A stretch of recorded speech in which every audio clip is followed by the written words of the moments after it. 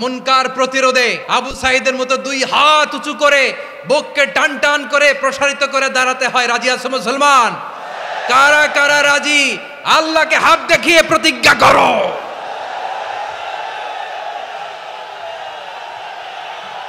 নারীর মন বুঝতে পারলে নেয়ামত, বুঝতে না পারলে কিয়ামত। আপনি তাকে একটা মুচকি হাসি দিয়ে দেন, সে তার কলিজা দিয়ে দেয়। ওরা আপনাকে আইটেম গার্ল বানাতে চায়। আমাদের শামীম ভাইয়ের সাথে যখন কোলাকুলি করি মনে হচ্ছে আল্লামা সাঈদীর ঘ্রাণ পাই। কিন্তু অবাক করা বিষয় হচ্ছে আমরা আজও জানি না আমাদের আল্লামার মৃত্যু কি স্বাভাবিক হয়েছে নাকি এটা পরিকল্পিত মেডিকেল কিলিং ছিল। এই রিপোর্ট গণমানুষের কাছে প্রচার করে জানাতে হবে। এই দাবির সাথে কি সবাই আপনারা একমত? কারা কারা একমত হাত তুলে দেখান। হযরতুল আল্লাম শহীদ মরহুম আল্লামা দেলওয়ার হোসেন সাঈদী রহিমাহুল্লাহ, ওনার স্মৃতি বিজড়িত আজকের এই ঐতিহাসিক প্যারেড ময়দানের তাফসিরুল কোরআনের প্রোগ্রামে সব আছে। স্টেজ আছে, শ্রোতা আছে, প্যান্ডেল আছে, মিডিয়া কাভারেজ আছে, কিন্তু আমাদের কলিজার টুকটাটা আমাদের মাঝে নাই। আজকের এই প্রোগ্রামে আলোচক হয়ে এই চেয়ারে আমি না বসে ওই শ্রোতাদের কাতারে বসে যদি আমাদের আল্লামার নুরানি চেহারার দিকে তাকিয়ে ওয়াজ শুনতে পারতাম, আমাদের হৃদয়টা ঠান্ডা হয়ে যেত, আমাদের তৃষ্ণার্ত হৃদয় শান্ত হতো। সব আজকে আছে, কি যেন নাই, ঠিক কিনা বলেন?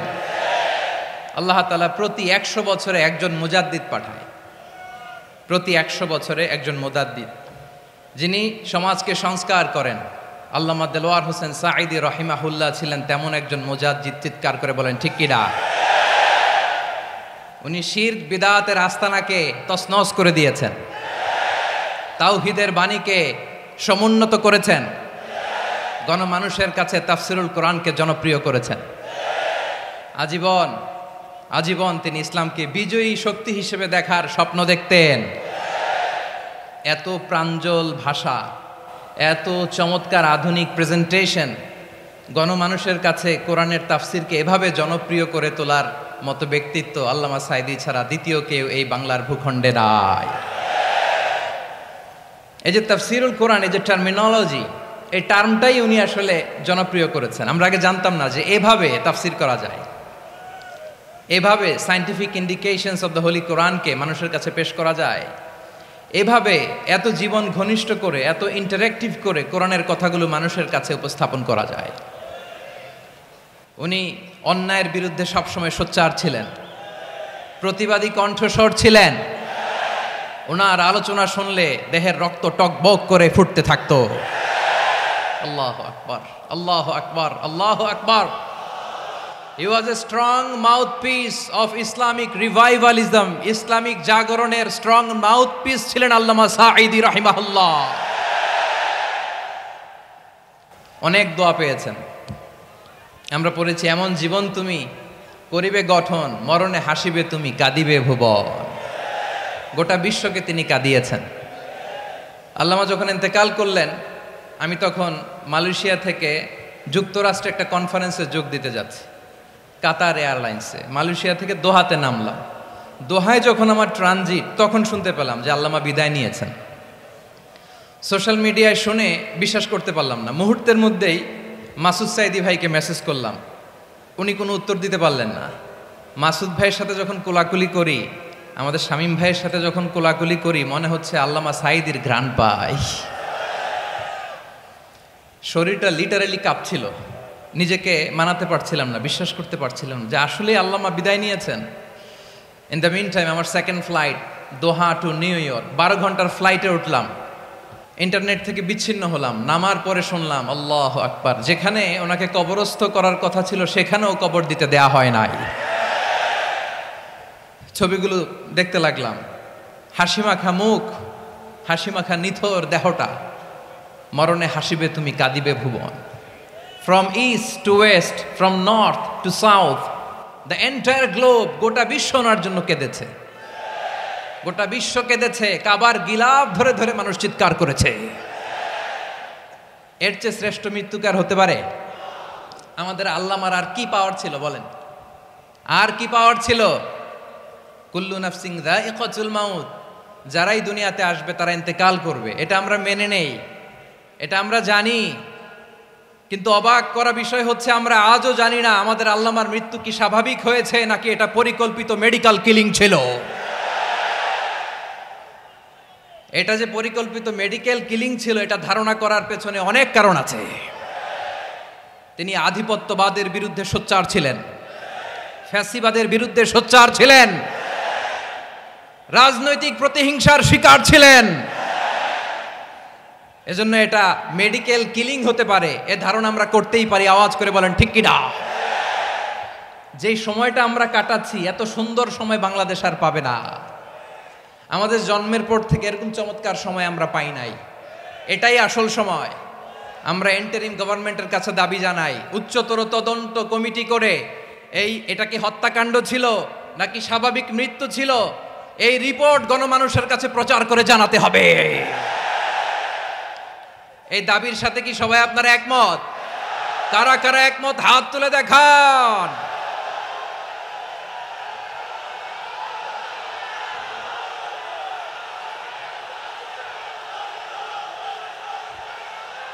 আমার প্রিয় ভাইয়েরা, প্রিয় চট্টলাবাসী, আল্লাহ তাআলা তার এই মুখলেস গোলামকে তার জান্নাতুল ফেরদাউসের মেহমান হিসেবে কবুল করুক, তার জীবনের সকল খেদমাগুলোকে কবুল করুক, জান্নাতুল ফেরদাউসের আলা মাকামে তাকে মেহমান হিসেবে কবুল করুক। আল্লামা শহীদ দেলোয়ার হোসেন সাঈদী রাহিমাহুল্লাহ, উনি ছাড়াও এই ঐতিহাসিক ময়দানে কথা বলেছেন আল্লামা লুৎফুর রহমান রাহিমাহুল্লাহ। চলে গিয়েছেন আমাদেরকে ছেড়ে। তিনি বলতেন ইনশাআল্লাহ মিজান আবার আসবে। হুজুর আমি তো আসলাম, আপনি তো আমাদেরকে ছেড়ে চলে গেলেন। আল্লাহু আকবার, আল্লাহু আকবার, আল্লাহু আকবার।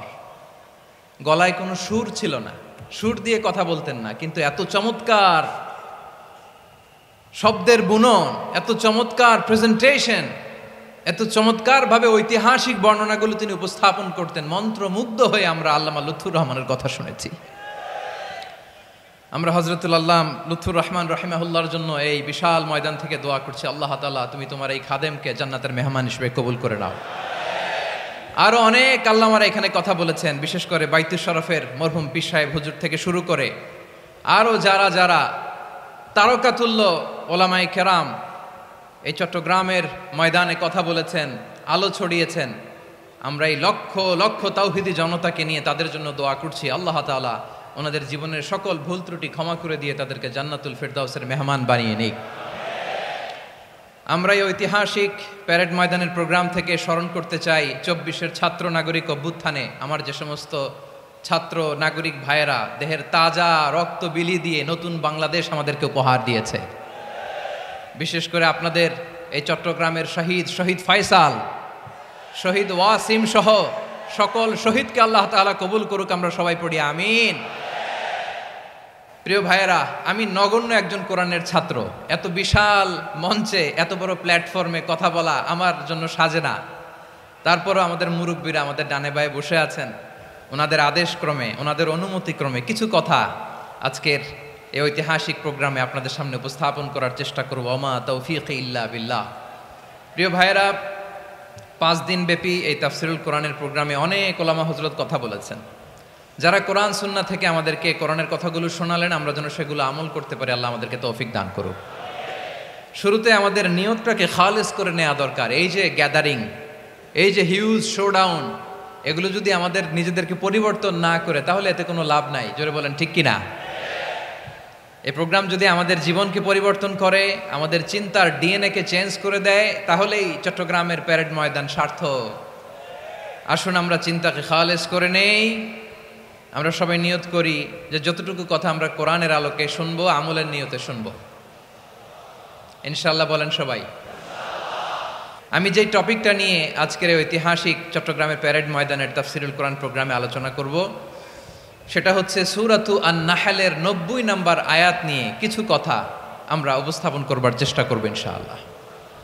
আমার খুতবার শুরুতেই আপনারা মোটামুটি আন্দাজ করে ফেলেছেন যে আমি কি নিয়ে আলোচনা করব, কারণ যে আয়াতটি আমি তেলাওয়াত করেছি এই আয়াতটি প্রায়শই এই ভূখণ্ডে, এই বাংলাদেশে জুমার দিনে খতিব সাহেবরা দ্বিতীয় খুতবা শেষের দিকে পড়ে না? কি কমন পড়ছে? ইন্নাল্লাহা ইয়া'মুরু বিল আদলি ওয়াল ইহসান ওয়া ইতা'i যিল কুরবা ওয়া ইয়ানহা আনিল ফাহশাই ওয়াল মুনকারি ওয়াল বাগি ইয়া'iদুকুম লাআল্লাকুম তাযাক্কারুন। মুখস্থ আছে না সবার? আসুন আমরা এই আয়াতের সরল অর্থ, এর মর্মবাণী, এর সংক্ষিপ্ত তাফসীর সবাই মিলে আজকের এই প্রোগ্রাম থেকে উদ্ধার করার চেষ্টা করি। আপনারা মনোযোগী আছেন তো? ইনশাআল্লাহ। এই আয়াতটা অনেক কম্প্রিহেন্সিভ একটা আয়াত। সাইয়েদনা আব্দুল্লাহ ইবনে মাসউদ রাদিয়াল্লাহু তাআলা আনহু উনি বলেছেন, ইন্নাহা মিন আজমাই আয়াতিল কুরআন, এটা কোরআনের সবচেয়ে জামে মানে আয়াত। যদিও ছোট্ট আয়াত, অল্প কিছু কথামালা, কিন্তু তিনি বলতেন এটা কোরআনের সবচাইতে জামে মানে সবচেয়ে কম্প্রিহেন্সিভ একটা আয়াত, যেখানে কথা কম, শব্দ কম, কিন্তু এটার দোতনা, এটার আবেদন, এটার মিনিং অনেক বেশি। সুবহানাল্লাহ। এই আয়াতে আল্লাহ তাআলা বেসিকলি আমাদেরকে তিনটা বিষয়ে আদেশ করেছেন আর তিনটা বিষয়ে বারণ করেছেন, মানে নিষেধ করেছেন। আওয়াজ করে বলুন, আদেশ করেছেন কয়টা? প্রিয় চট্টলার ভাইয়েরা, আমার মতো এই যে তিন আঙ্গুল উঁচু করে বলেন, আদেশ করেছেন কয়টা? আবার নিষেধও কয়টা? মানবো তো আমরা ইনশাআল্লাহ? বলেন সবাই। 3 do's and 3 don'ts, do's and don'ts, তিনটা আদেশ, তিনটা নিষেধ। এই তিনটা আদেশ আর তিনটা নিষেধের ভেতরে আল্লাহ তাআলা গোটা ইসলামী শরিয়ার মূল নির্যাসকে ঢুকিয়ে দিয়েছেন। সুবহানাল্লাহ। এই ছোট্ট একটা আয়াতে গোটা ইসলামী শরিয়ার, the gist, the cream of the creams, গোটা ইসলামী শরিয়ার মূল নির্যাসকে আল্লাহ ঢুকিয়ে দিয়েছেন। তিনটা আদেশ আর তিনটা নিষেধ। আসুন আমরা সরাসরি কোরআন থেকে শুনি, সবাই পড়ুন। আউযু বিল্লাহি মিনাশ শাইতানির রাজীম। বিসমিল্লাহির রহমানির রহিম। ইন্নাল্লাহা ইয়া'মুরু বিল আদলি ওয়াল ইহসানি ওয়া ইতা'i যিল কুরবা ওয়া ইয়ানহা আনিল ফাহশাই ওয়াল মুনকারি ওয়াল বাগি ইয়া'ইযুকুম লা'আল্লাকুম তাযাক্কারুন।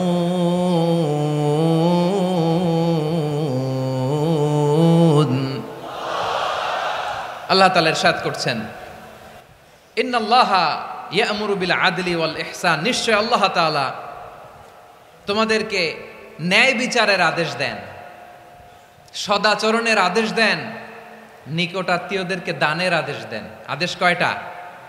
আওয়াজ করে সবাই বলুন তো কয়টা? নিশ্চয় আল্লাহ তাআলা তোমাদেরকে ন্যায় বিচারের আদেশ দেন,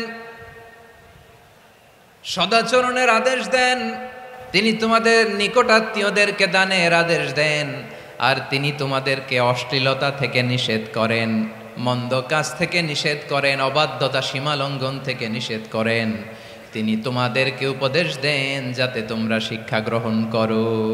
সুবহানাল্লাহ। উপদেশ দিচ্ছে স্বয়ং কে? তিনটা জিনিসের আদেশ। ইয়া'মুরু বিল আদল, সুবিচার, ন্যায় বিচারের আদেশ তিনি দেন। ইহসানের আদেশ দেন, যাতে আমরা ইহসান করি, একে অপরের প্রতি সুবিচার করি, মহানুভবতা দেখায়, অনুগ্রহ দেখায়, আর নিকট আত্মীয়দেরকে যেন আমরা দান করি। এই তিনটা আদেশ তিনি দিয়েছেন। আর কোন তিনটা জিনিস থেকে তিনি বারণ করেছেন? অশ্লীলতা, ফাহশা, মুনকার, মানে সব মন্দ আর অসৎ কাজ, এগুলো থেকে তিনি আমাদেরকে বারণ করেন। ওয়াল বাগি, অবাধ্যতা, সীমা লঙ্ঘন, এই তিনটা কাজ থেকে তিনি আমাদেরকে বারণ করেন। তিনি আমাদেরকে উপদেশ দেন, স্বয়ং আল্লাহ তাআলা আমাদেরকে উপদেশ দেন যাতে করে আমরা শিক্ষা গ্রহণ করি। সুবহানাল্লাহ পড়ে। তাহলে আসুন আমরা ধরে ধরে একটা একটা করে সামনের দিকে আগাই। আল্লাহ তাআলা প্রথমে আমাদেরকে আদেশ দিয়েছেন আদালের। ইন্নাল্লাহা ইয়া'মুরু বিল আদল। আওয়াজ করে বলুন আল আদাল। সবাই পড়ুন আল আদাল। আমরা উর্দু জানি, হিন্দি জানি, অনেকে ইংরেজিও জানি, কিন্তু আরবি শব্দগুলো আমাদের মুখ দিয়ে বেরোতে চায় না। আওয়াজ করে বলুন আল আদাল। মাশাআল্লাহ, ইন্নাল্লাহ ইয়া'মুরু বিল আদল, আল্লাহ তাআলা আমাদেরকে আদলের আদেশ দেন। আদল অনেকে না বুঝলেও আদালত শব্দটা বুঝবেন। আদালত, আদালত, আদালত বুঝেন না? যেখানে বিচার কার্যের ফয়সালা করা হয়, কোর্ট কাচারি আদালত, এটা তো ভেরি কমন। এটা শুনছেন না সবাই? আদালত, যেখানে ন্যায় বিচার হবে, সুশাসন হবে। কিন্তু ভাগ্যের কি নির্মম পরিহাস, ওখান থেকে মিথ্যা সাক্ষী দিয়ে মনমতো রায় দিয়ে দেয়া হয়। এগুলোর পরিবর্তন হওয়ার দরকার আছে না নাই? প্রিয় ভাইয়েরা, আদালত, আল আদল, ইংরেজিতে বলে জাস্টিস, ন্যায় বিচার, সুবিচার, সুশাসন, জাস্টিস, আল আদল, সব জায়গায় এই জাস্টিস থাকা দরকার। Justice should be prevailed in the society. The mission of all prophet was to uphold the justice. সব নবীর মিশন ছিল এই জাস্টিসকে, আদালকে, সুশাসন আর সুবিচারকে নিশ্চিত করা। পড়েন সুবহানাল্লাহ। And the core message of every divine scripture was to uphold justice. পৃথিবীর সব আসমানি কিতাবের মূল শিক্ষা ছিল এই জাস্টিসকে সমাজে এনশিওর করা, সুবিচার, সুশাসনকে এনশিওর করা। তাহলে প্রিয় ভাইরা, আমরা বুঝতে পারলাম আল আদ শব্দের মানে হচ্ছে ইনসাফ বা সুবিচার বা ন্যায় বিচার। এটা হচ্ছে একটা general meaning, very general meaning. আপনি যদি ইন ডেপথ বুঝতে চান, আরো ভেতরে যান, তাহলে আদল মানে হচ্ছে সমন্বয়, আদল মানে হচ্ছে ভারসাম্য, ব্যালেন্স। আদল মানে হচ্ছে মধ্যম পন্থা। সুবহানাল্লাহ পড়েন।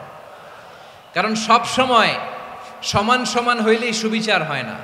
কথা কি বুঝতেছেন? ইসলামের দ্য কনসেপ্ট অফ আদল, এটা এমন আদল, এটা সব সময় সমান সমান নয়। যখন সমান সমান দেয়া দরকার, ইসলাম সমান সমান দেয়। যখন ব্যালেন্স করা দরকার, চেক এন্ড ব্যালেন্স, সমন্বয়, ভারসাম্য করা দরকার, তখন ইসলাম ভারসাম্য করে দেয়। এটার নাম আদল। সুবহানাল্লাহ। সহজ করে আপনাদেরকে বুঝাই। যেমন ধরুন, একটা পরিবারের 3 জন সদস্য, স্বামী, স্ত্রী আর সন্তান। তাদের সকালবেলার ব্রেকফাস্টে, স্বামীর সকালের নাস্তায় স্বামীর 3টা রুটি লাগে, স্ত্রীর 2টা লাগে, আর সন্তানের 1টা রুটি লাগে। এখন আমি যদি সমান সমান করে আদল করতে চাই, সবাইকে যদি 3টা করে রুটি দেই, তাহলে স্বামী বেচারার জন্য ঠিক আছে? কি বলেন? কথা কি বুঝতেছেন না কষ্ট হয়ে যাচ্ছে? যদি সমান সমানের নিয়মে আগাই, তাহলে 3টা করে যদি রুটি দেই, স্বামীর জন্য ওকে, কিন্তু স্ত্রীর জন্য 1টা বেশি হয়ে যায়। আর সন্তানের জন্য কয়টা বেশি হয়? আচ্ছা, এই তো বুঝতেছেন, মাশাআল্লাহ। আচ্ছা, 2টা করে যদি সবাই দেই সমান সমান নীতিতে, তাহলে স্ত্রীর জন্য, স্ত্রী বেচারির জন্য ঠিক আছে, কিন্তু স্বামীর কয়টা কম পড়ে? আর সন্তানের বেশি হয়ে যায় কয়টা? আচ্ছা, সমান সমান নীতিতে সবাইকে যদি সকালের নাস্তার জন্য 1টা করে রুটি দেই, সন্তানের জন্য ঠিক আছে, কিন্তু স্ত্রী বেচারির কম পড়ে কয়টা? স্বামীর কম পড়ে কয়টা? 2টা। কথা কি বুঝতেছেন? আর আমি যদি স্বামীকে দেই 3টা, স্ত্রীকে দেই 2টা, আর সন্তানকে দেই 1টা, তাহলে কারো অপচয় হবে না। যার যতটুকু দরকার ঠিক ততটুকুই কাজে লাগবে। চিল্লায় বলেন ঠিক কিনা? এটাই হচ্ছে ইসলামের আদল, যেখানে যার যতটুকু দরকার তাকে সেখানে ঠিক ততটুকু দিয়ে দেওয়ার নামই হচ্ছে আদল। চিল্লায় পড়েন আল্লাহু আকবার।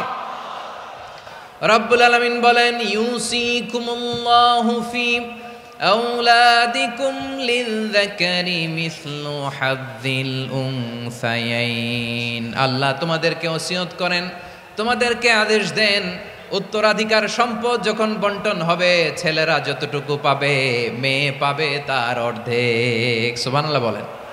দেখেন, ছেলে যদ্দূর, মেয়ে অর্ধেক, ছেলে ডবল পাবে। আপাত দৃষ্টিতে মনে হয় এখানে অবিচার হয়েছে, কিন্তু আসলে কি অবিচার হয়েছে? আপনি বিয়ের ক্ষেত্রে যান, ওইখানে আবার ছেলে মোহরানা দেয়, মেয়ে সেখানে মোহরানা পায়। তাহলে চেক এন্ড ব্যালেন্স, ভারসাম্য, ব্যালেন্স, মধ্যম পন্থা এখানে আছে না নাই? এটাই হচ্ছে ইসলামের আদল। আল্লাহ তাআলা এই আদলের আদেশ দিয়েছেন, সুবিচার, ন্যায় বিচার, সুশাসন এবং ভারসাম্যের আদেশ দিয়েছেন। প্রিয় ভাইয়েরা, একটি শান্তিময় সমাজ, একটা সমৃদ্ধ সমাজ, একটা মানবিক সমাজ যদি আমরা পেতে চাই, এই আয়াতের মধ্যে যতগুলো পয়েন্ট আছে সবগুলোর বাস্তবায়ন লাগবে। কথা বুঝতে পেরেছেন? বলেন, আওয়াজ করে বলেন, আমরা একটা শান্তির সমাজ চাই কি চাই না? আমরা একটা সমৃদ্ধ বাংলাদেশ চাই কি চাই না? আমরা একটা মানবিক বাংলাদেশ চাই কি চাই না? এই আয়াতে আল্লাহ তাআলা একটা মানবিক সমাজের রূপরেখা টেনেছেন। তার প্রথম কথা হচ্ছে ইন্নাল্লাহা ইয়ামুরু বিল আদল। আল্লাহ তাআলা তোমাদেরকে আদলের নির্দেশনা দেয়, সুবিচার সুশাসনের নির্দেশনা দেয়। যে সমাজে আদল থাকে না সে সমাজে জুলুম মানুষের ঘাড়ে চেপে বসে। আদলের বিপরীত হচ্ছে জুলুম। আদলের বিপরীত কি? জুলুম বা জাওর, অত্যাচার, অবিচার, বৈষম্য। এই যে বৈষম্য বিরোধী ছাত্র আন্দোলন কমন পড়ছে? এই যে একজন সমন্বয়ক তো দেখা করলো আমার সাথে। জুলুম মানে হচ্ছে বৈষম্য। বৈষম্যের স্থান ইসলামে নাই, অবিচারের স্থান ইসলামে নাই, জুলুমের স্থান ইসলামে নাই। আল্লাহ তাআলা বলেন যে আমি জুলুমকে নিজের জন্য হারাম করেছি এবং তোমাদের জন্য হারাম করেছি। বিশ্বনবী ফরমান, আল্লাহ তাআলা বলেন হাদিসে কুদসিতে, ইয়া ইবাদি ইন্নী হারামতু যুলমা আলা নাফসি ওয়া জাআলতুহু বাইনাকুম মুহাররামান ফালা তাযালামু। আমার গোলামেরা শোনো, নিশ্চয় আমি আল্লাহ তাআলা জুলুমকে আমি আমার উপরে হারাম করেছি, অনুরূপভাবে জুলুম করাকে তোমাদের উপরেও হারাম করেছি। ফলে ফালা তাযালামু, তোমরা একে অপরের সাথে জুলুম করো না। খবরদার, জুলুমের সাথে আমাদের কোনো সম্পর্ক নাই। আল্লাহ তাআলা আদলের আদেশ দিয়েছেন, আদালতের আদেশ দিয়েছেন, সুশাসনের ন্যায় বিচারের আদেশ দিয়েছেন। ইন্নাল্লাহা ইয়ামুরু বিল আদল, আমাদেরকে আদল প্রতিষ্ঠা করতে হবে। জুলুমের সাথে ইসলামের কোনো সম্পর্ক নাই। আল্লাহ তাআলা জালিমদের জন্য কঠিন শাস্তি প্রস্তুত করে রেখেছেন। যারা এই আদলকে ভুলুণ্ঠিত করে জুলুমের রাস্তায় হাঁটতে চায় তাদের প্রাপ্য কিয়ামতের ময়দানে বুঝিয়ে দিবে কে? আল্লাহ তাআলা তাদের প্রাপ্যকে বুঝিয়ে দিবেন। এজন্য বিশ্বনবী বলে, খবরদার, তোমরা ইনসাফ করবে, আদল করবে, জুলুম করবে না। আর যুলমু যুলুমাতুন ইয়াউমাল কিয়ামা, জুলুম কিয়ামতের দিন অন্ধকার হয়ে জালিমের ঘাড়ে চেপে বসবে। আবার বিশ্বনবী বলতেন, ইত্তাকি দাওয়াতাল মাজলুম, খবরদার, তোমরা মজলুমের কান্নাকে ভয় করো। ফাইন্নাহু লাইসা বাইনাহু ওয়া বাইনাল্লাহি হিজাব, কেননা মজলুমের কান্নার মাঝে আর আল্লাহর আরশের মাঝে কোনো পর্দা থাকে না। বিশ্বাস হয়? এই কথা বিশ্বাস হয়? এর জলজ্যান্ত প্রমাণ তো আমরা নিজেরাই দেখলাম। হ্যাঁ, মজলুমের কান্না ফুলে ফেপে মহিরুহ হয়ে পাহাড়ের মতো হয়ে বিস্ফোরিত হয়ে জালিমের মসনদকে ছারখার করে দিয়েছে। এর প্রমাণ তো আমরা নিজেরাই তো দেখলাম। জালিমের পরিণতি কি হয় আমরা জীবদ্দশাই তো দেখলাম। এমনও কোনো জুলুম নাই যে হয় নাই, ঠিক কিনা বলেন? আহারে জুলুম, আহারে জুলুম। রিসেন্টলি আয়না ঘরের কিছু ছবি প্রকাশিত হয়েছে সোশ্যাল মিডিয়ায়, দেখেছেন আপনারা? হ্যাঁ, ছোট্ট একটা জায়গা, স্বাধীন মানুষকে প্রাণীর মতো পাখির মতো খাঁচায় বন্দি করে রেখেছে। কখন দিন কখন রাত কিচ্ছু জানে না, কখন দিন কখন রাত কিছু জানে না। বছরের পর বছর কেটে গিয়েছে। এক্সট্রা জুডিশিয়াল কিলিং এর কোনো হিসাব নাই, বিচার বহির্ভূত হত্যা, এনফোর্স ডিসঅ্যাপিয়ারেন্স, গুম, যেটা সবচাইতে বড় মানবতা বিরোধী অপরাধ। কত মানুষ যে গুম হয়েছে তার কোনো ইয়ত্তা নাই। যেই ফ্যামিলির সদস্য গুম হয়েছে তারা কি ওই লোকটার জন্য মাগফিরাতের দোয়া করবে নাকি সুস্বাস্থ্যের দোয়া করবে তারা নিজেরাও জানতো না, কারণ জানে না ও বেঁচে আছে না মরে গেছে। আহা, বিডিআর নওজোয়ানদের যারা ছাড়া পেল দেখলাম, বিনা অপরাধে, কোনো অন্যায় ছাড়া, অপরাধ ছাড়া তাদের জীবন থেকে, তাদের তারুণ্যের, তাদের যৌবনের 15 বছর 16 বছর 17 বছর নাই, 6 মাস বয়সের ছোট বাচ্চাকে রেখে জেলে গেছে। 6 মাসের মেয়ে বেরোয় দেখে মেয়ের বয়স 17 বছর। মেয়ে বাবারে চিনে না, বাবা মেয়েরে চিনে না। মেয়েকে এখন বিয়ে দিয়ে আরেক ছেলের হাতে তুলে দিবে। মেয়ের শৈশব বাবা দেখে নাই, মেয়ের কৈশোর বাবা দেখে নাই, মেয়ের তারুণ্য দেখে নাই। আরেক যুবককে দেখলাম 14 বছরের 14 দিনের সংসার, 2 সপ্তাহের সংসার শেষে জেলে গেছে। কত যুবকের যে স্ত্রী চলে গিয়েছে ফ্যামিলি ছেড়ে, কারণ জানে না তো কবে আসবে, কি হবে, কেউ জানতো না। দাম্পত্য জীবনের মাত্র 14 দিনের স্মৃতি, এই স্মৃতিকে আঁকড়ে ধরে এক বোন 16টা বছর 17টা বছর কাটিয়ে দিয়েছে। আমি নিউজটা দেখে ভাবলাম আমার এই বোনের প্রতিটি দিন কিভাবে কেটেছে, প্রতিটি রাত কিভাবে কেটেছে, প্রতিটি ক্ষণ কিভাবে কেটেছে।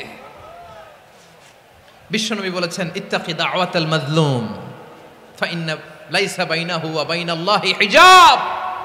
মাজলুমের কান্নাকে ভয় করো, কারণ মাজলুমের কান্না আর আল্লাহর মাঝে কোনো পর্দা থাকে না।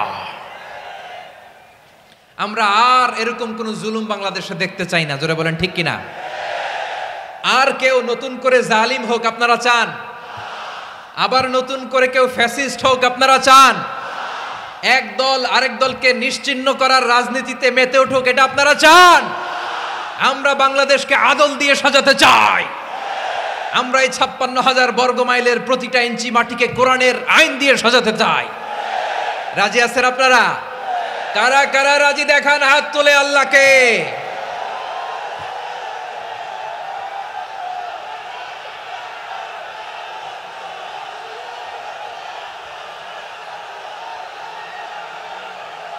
আমার প্রিয় বীর চট্টলার তৌহিদি মুসলমান, আমরা আর নতুন করে কেউ জালিম হোক এটা চাই না, নতুন করে আবার কেউ ফ্যাসিস্ট হোক আমরা চাই না, এক দল আরেক দলকে নিশ্চিহ্ন করার রাজনীতি করুক আমরা চাই না।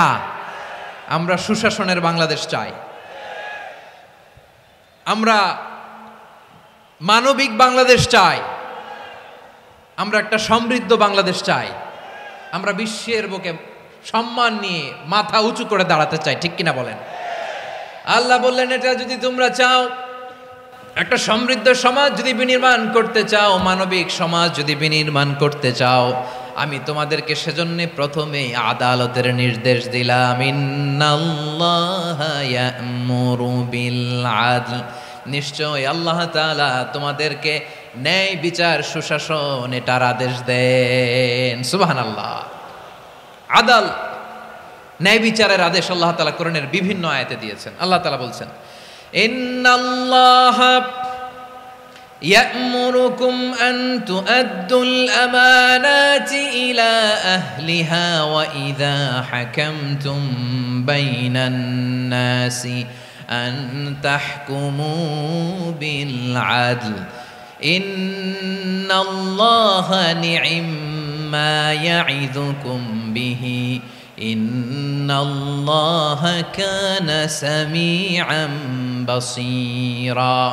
আল্লাহ আদেশ দিচ্ছেন, যে ব্যক্তি আমানতের হকদার তার হাতে তোমরা আমানত পৌঁছে দাও, আর যখন তোমরা বিচার কার্য করবে, বিচার ফয়সালা করবে, আদালতের সাথে করো। সুবহানাল্লাহ বলেন। ওয়া ইযা হাকামতুম বাইনান নাসি আন তাহকুমু বিল আদল, আদালতের সাথে করবা। আল্লাহ তাআলা বলেন, যারা জাজ হবে, বিচারক হবে, তাদের যদি বাদী বিবাদীর কারো সাথে শত্রুতা থাকে, কারো সাথে যদি কোনো ধরনের রেষারেষি থাকে, আল্লাহ বলেন বিচার কার্য করতে যে ওই শত্রুতা রেষারেষির কারণে আদালতের বাইরে যে অবিচার করে বিচার করো না। ওয়ালা ইয়াজরিমান্নাকুম শানাআনু কওমিন আলা আল্লা তা'দিলু ই'দিলু হুয়া أقرب للتقوى واتقوا الله إن الله خبير بما تعملون। খবরদার কোন জাতির প্রতি, কোন গোষ্ঠীর প্রতি, কোন গোত্রের প্রতি আক্রোশ যেন তোমাদেরকে ন্যায় বিচার থেকে দূরে সরিয়ে না দেয়, বরং আমি আল্লাহর আদেশ হলো ই'দিলু, তোমরা আদল করো, ন্যায় বিচার করো, সুবিচার করো, সুশাসন প্রতিষ্ঠা করো। হুয়া আকরাবু লিত্তাকওয়া, এটাই তাকওয়ার সবচেয়ে কাছাকাছি। সুবহানাল্লাহ বলেন। কোরআনের বিভিন্ন আয়াতে আল্লাহ তাআলা স্পেসিফিকলি ধরে ধরে বিচার করার সময় আমরা যেন আদল করি সেটা বলেছেন। কোরআনের কোন কোন জায়গায় আল্লাহ তাআলা এই আল আদল শব্দটা ব্যবহার করেছেন। আবার একই জিনিস ইনসাফ, সুবিচার, সুশাসন, ন্যায় বিচার, ন্যায় পরায়ণতা বুঝাতে আল্লাহ তাআলা কখনো কখনো আল কিসত শব্দটা ব্যবহার করেছেন। আওয়াজ করে সবাই বলুন আল কিসত। প্রিয় ভাইরা, সবাই আওয়াজ করে আমার সাথে সাথে বলুন আল কিসত। আল্লাহ তাআলা বলেন, ওয়া ইন হাকামতা ফাহকুম বাইনাহুম বিল কিসতি ইন্নাল্লাহা ইউহিব্বুল মুকসিতিন। যখন তুমি বিচার করবে, বিশ্বনবীকে উদ্দেশ্য করে অ্যাড্রেস করে বললেন, নবী হে, ইহুদিরা কোনো বিষয়ে মীমাংসার জন্য যদি আপনার দরবারে আসে, যদি বিচার করতে হয়, খবরদার অবিচার করবেন না। ফয়সালা যেটা করবেন কিসতের সাথে করবেন, ন্যায় পরায়ণতার সাথে করবেন, কারণ ইন্নাল্লাহা ইউহিব্বুল মুকসিতিন, নিশ্চয় আল্লাহ রাব্বুল ইজ্জাত ন্যায় পরায়ণশীলদেরকে বড্ড ভালোবাসেন। সুবহানাল্লাহ বলেন। ন্যায় পরায়ণ লোকদেরকে আল্লাহ তাআলা বড্ড ভালোবাসেন। অন্য আয়াতে আল্লাহ তাআলা বলছেন, وَنَضَعُ الْمَوَازِينَ الْقِسْطَ لِيَوْمِ الْقِيَامَةِ فَلَا تُظْلَمُ نَفْسٌ شَيْئًا, আমি কিয়ামতের দিন ন্যায়পরায়ণতার মানদণ্ড স্থাপন করব, যেটাকে আমরা মিজানের পাল্লা বলি। আল্লাহ বলেন ন্যায় বিচারের মানদণ্ড কিয়ামতের ময়দানে আমি আল্লাহ স্থাপন করব। সেদিন কারো প্রতি বিন্দু পরিমাণ, এক চুল পরিমাণ অবিচার করা হবে না, কোনো অবিচার করা হবে না। সেদিন সুশাসন হবে, সুবিচার হবে, ন্যায় পরায়ণতার সাথে বিচার হবে। আওয়াজ করে পড়েন আল্লাহু আকবার। তাহলে প্রিয় ভাইরা, যে তিনটি বিষয়ে আল্লাহ তাআলা আমাদেরকে আদেশ দিয়েছেন, তার প্রথমটা হচ্ছে আদালত, ইনসাফ, সুবিচার, ন্যায় বিচার। এটা আমরা চাই কি চাই না? বিশ্বনবী ন্যায় বিচার, ন্যায় পরায়ণতা, সুশাসন প্রতিষ্ঠিত করেন কি করেন নাই? আপনারা বিশ্বনবীর সিরাত যারা পড়েছেন, আপনি দেখবেন বিশ্বনবীর সিরাতের পরতে পরতে, বাঁকে বাঁকে, সিরাতের বাঁকে বাঁকে এই আদালতের নমুনা মেলে। সুবহানাল্লাহ বলেন। ছোট্ট একটা নমুনা রাসূল সাল্লাল্লাহু আলাইহি ওয়াসাল্লামের আসসিরা আল আতরা থেকে ছোট্ট একটা নমুনা আপনাদের খেদমতে এখানে উপস্থাপন করি। বিশ্বনবী সাল্লাল্লাহু আলাইহি ওয়াসাল্লাম মক্কা বিজয় করলেন ৮ম হিজরিতে। মক্কা বিজয় শেষে তিনি কয়েক সপ্তাহ মক্কাতে অবস্থান করলেন। ইন দ্য মিন টাইম মক্কার একটা ভেরি প্রেস্টিজিয়াস এন্ড ডিগনিফাইড ফ্যামিলির নারী চুরিতে ধরা পড়ল। কিসে ধরা পড়ল? সবাই বলেন কিসে? আমাদের সমাজে আসেনি এটা? আছে? ছোট না বড়? হ্যাঁ, হিসাব করে শেষ করা যায় না। ৩.৫ লাখ কোটি টাকা নাই উন্নয়ন প্রকল্পের নামে। উন্নয়ন প্রকল্পের নামে ৩.৫ লাখ কোটি টাকা নাই। ৩.৫ লাখ কোটি টাকা লিখতে পারবেন আপনি? এক টানে লিখতে পারবেন? বুঝতেছেন কত বড় সংখ্যা? হ্যাঁ, বনু মাখজুমিয়া গোত্রের এক নারী মক্কায় চুরিতে ধরা পড়ল। বলেন তো চুরি করলে বিধান কি? কি কাটতে হবে? চুরির বিধান হলো হাত কেটে দাও। তাও সেটা গোপনে নয়, প্রকাশ্যে জনসম্মুখে হাত কেটে দাও। বনু মাখজুমিয়া গোত্রের নারী যখন চুরিতে ধরা পড়লো, সাহাবারা চিন্তায় পড়ে গেলেন। সবেমাত্র মক্কার লোকেরা কালিমা পড়ে মুসলমান হয়েছে, ইসলামের আইন কানুন তেমন জানে না, ইসলামী শরিয়ার সাথে বেশি পরিচিত নয়। এখন যদি বিশ্বনবী চুরির যেই বিধান এটা যদি কায়েম করে হাত যদি কেটে দেয়, না জানি মক্কার লোকেরা আবার বিগড়ে যায়, না জানি মক্কার লোকেরা আবার মুরতাদ হয়ে যায়, না জানি মক্কার লোকেরা ইসলাম থেকে দূরে সরে যায়। চলো চলো, সাহাবীরা মিলে পরামর্শ করলেন, চলো বিশ্বনবীর কাছে যে বলি, ও নবী, শুধু কেবলমাত্র একমাত্র এই নারীর জন্য চুরির হাত কাটার বিধানটা আপনি একটু থামিয়ে দেন। চুরির হাত কাটার যে বিধান এখানে একটু রহিত করে দেন, বাকিগুলা কইরেন মদিনাতে যে চলবে, কিন্তু মক্কায় এবারের জন্য মাফ করে দেন। কিন্তু কে বলবে? এই যে পরামর্শ, সাজেশন, এটা কে দিবে বিশ্বনবীর কাছে? সাহাবারা চিন্তায় পড়ে গেলেন। আল্লাহর নবীর সামনে দাঁড়িয়ে আল্লাহর দেয়া হুদুদ, আল্লাহর দেয়া বিধান থামিয়ে দেওয়া, মাফ করে দেওয়া, এই কথা বিশ্বনবীর সামনে বলার সাহস তো কেউ রাখে না। কেউ কেউ বলল, বিশ্বনবীর পালক পুত্র যায়েদ বিন হারেসার সন্তান উসামারে বিশ্বনবী নাতির মতো আদর করে, বড্ড বেশি ভালোবাসে উসামারে। এজন্য সাহাবারা উসামাকে বলতো হিব্বু রাসূলিল্লাহ, বিশ্বনবীর ভালোবাসা। কি বলতো? সাহাবীরা বললেন বিশ্বনবীর ভালোবাসা হিব্বু রাসূলিল্লাহ, উসামারে পাঠাও। উসামারে বিশ্বনবী নাতির মতো স্নেহ করে, মায়া করে, ভালোবাসে। আমরা পারবো না, উসামা পারবে। সবাই মিলে ফুলিয়ে ফুসিয়ে ওসামাকে, ছোট্ট ওসামাকে রাজি করালো। ওসামা, এমন এমন কথা যে তুমি বিশ্বনবীর কাছে বলতে হবে, পারবা নাকি? ওসামা বলে পারবো। সাইয়েদনা ওসামা রাদিয়াল্লাহু তাআলা আনহু তরুণ সাহাবী বিশ্বনবীর কাছে গেলেন, যে বললেন, নবী, বনু মাখজুমিয়া গোত্রের এক নারী চুরিতে ধরা পড়েছে, এবারের জন্য কি এই মহিলাটারে মাফ করে দিলে হয় না? এবারের জন্য একটু ক্ষমা করা যায় না নবী?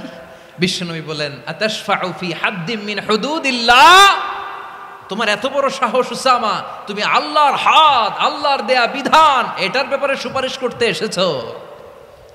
তোমরা কি জানো তোমাদের আগে যত কওম, যত গোত্র, যত জনপদ ধ্বংস হয়েছে তার কারণ ছিল তাদের মধ্যে গরিবরা অন্যায় করলে তারা বিচার করত, আর ধনীরা অন্যায় করলে তারা মাফ করে দিত। খবরদার, ওয়া আইমুল্লাহ লাউ আন্না ফাতিমাতা বিনতি মুহাম্মাদিন সারাকাত লাকাতা মুহাম্মাদুন ইয়াদাহা। বিশ্বনবী বললেন, ওরে ওসামা, বানু মাখজুমিয়ার ওই প্রেস্টিজিয়াস এন্ড ডিগনিফাইড ফ্যামিলির মেয়ে তো দূর কি বাত, অনেক দূরের কথা। জেনে রেখো ওসামা, আমার কলিজার টুকরা নয়নের পুটুলি ফাতেমাও যদি মক্কার জমিনে আজকে এই চুরির দায়ে ধরা পড়তো, আমি বিশ্বনবী মুহাম্মাদুর রাসূলুল্লাহ ধরে ফাতেমার ডান হাতটা কেটে দিতে এক বিলম্ব দেরি করতাম না। ইন্নাল্লাহা ইয়া'মুরু বিল আদল, আমাদেরকে জাস্টিস শিখায় পশ্চিমারা, আমাদেরকে ইনসাফ শিখায়, আমাদেরকে সুশাসন শিখায়। আর ইনসাফ, সুশাসন, ন্যায় বিচার, সুবিচার, জাস্টিস কারে বলে বিশ্বনবীর বায়োগ্রাফি থেকে জেনে নাও। এই ছিল বিশ্বনবী ইসলামের আদালতের নমুনা।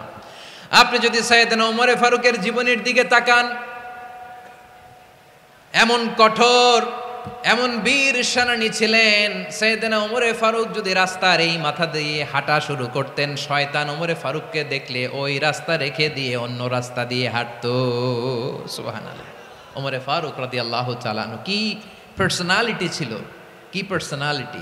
আমাদের এলাকায় ছোট বাচ্চারা রাতে ভাত খেতে চায় না, আমার মেয়েটাও খেতে চায় না। এই এটা দিব, ওইটা দিব, আজকে মাহফিলে আসার সময় বলে দিছে লিস্ট করে এটা এটা আনতে হবে। তো ছোট্ট বাচ্চাদের অনেক বায়না থাকে, ওরা রাতে খেতে চায় না। তো মায়েরা বিভিন্ন ভয় দেখায়, এই বাঘ আসবে, বাঘ আসবে খাও, এই ভূত আসবে, ভূত আসবে খাও। আপনারা কি বলেন চট্টগ্রামে? কি আসবে?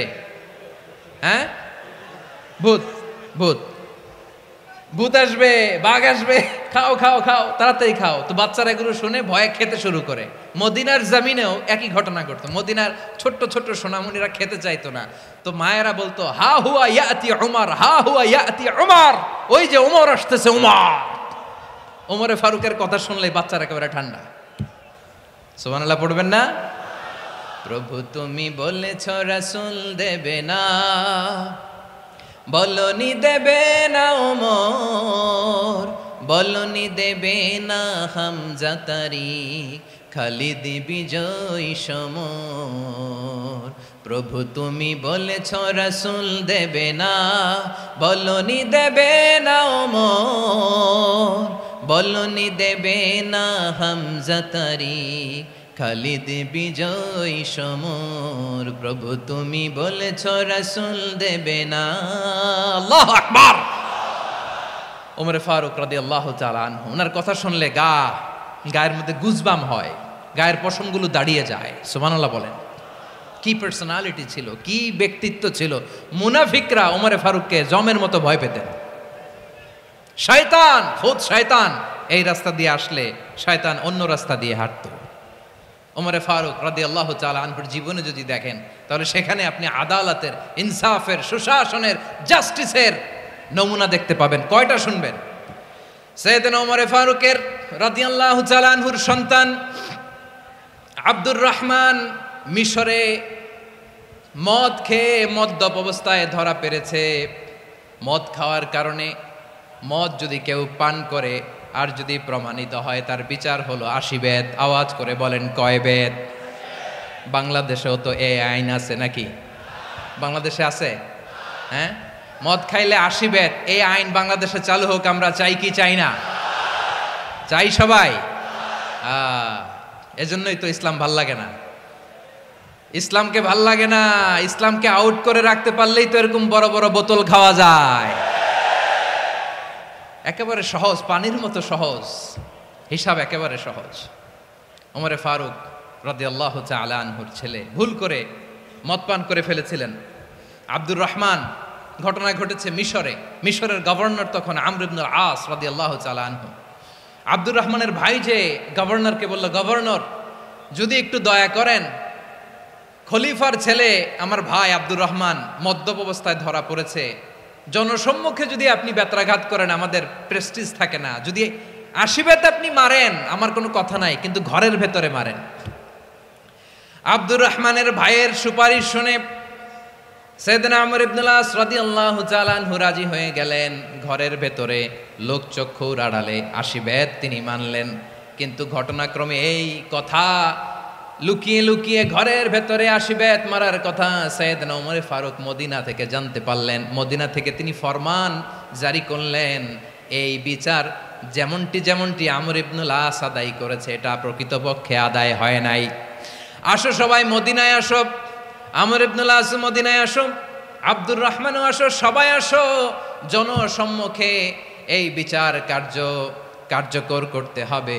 সাইয়েদনা ওমর ফারুক মসজিদে নববীর পিলারের মধ্যে নিজের ছেলেকে বাঁধলেন, আবার জনসম্মুখে 80টা বেত তার গায়ের মধ্যে মারলেন। মাজমুয়ে ফাতাওয়া ইবনে তাইমিয়া রাহিমাহুল্লাহ উনি এটা নকল করেছেন। এটা সবচেয়ে বিশুদ্ধ মত। আরো অনেক মত আছে, মারা গেছে কবরের উপর, ওগুলো বাদই দিলাম। কেমন খলিফা ছিলেন, কেমন খলিফা! পশ্চিমারা তোমরা জাস্টিস আমাদেরকে শেখাও,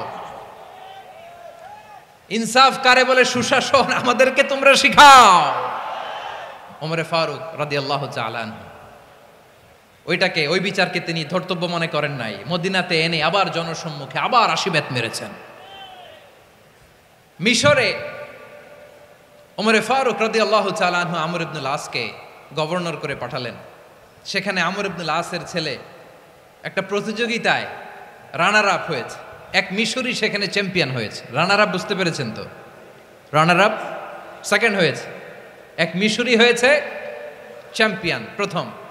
কিন্তু গভর্নরের ছেলে ও জিততে পারে নাই। ও রাগে ওই মিশরির গায়ের মধ্যে কয়েকটা লাঠি দিয়ে বাড়ি মেরেছে।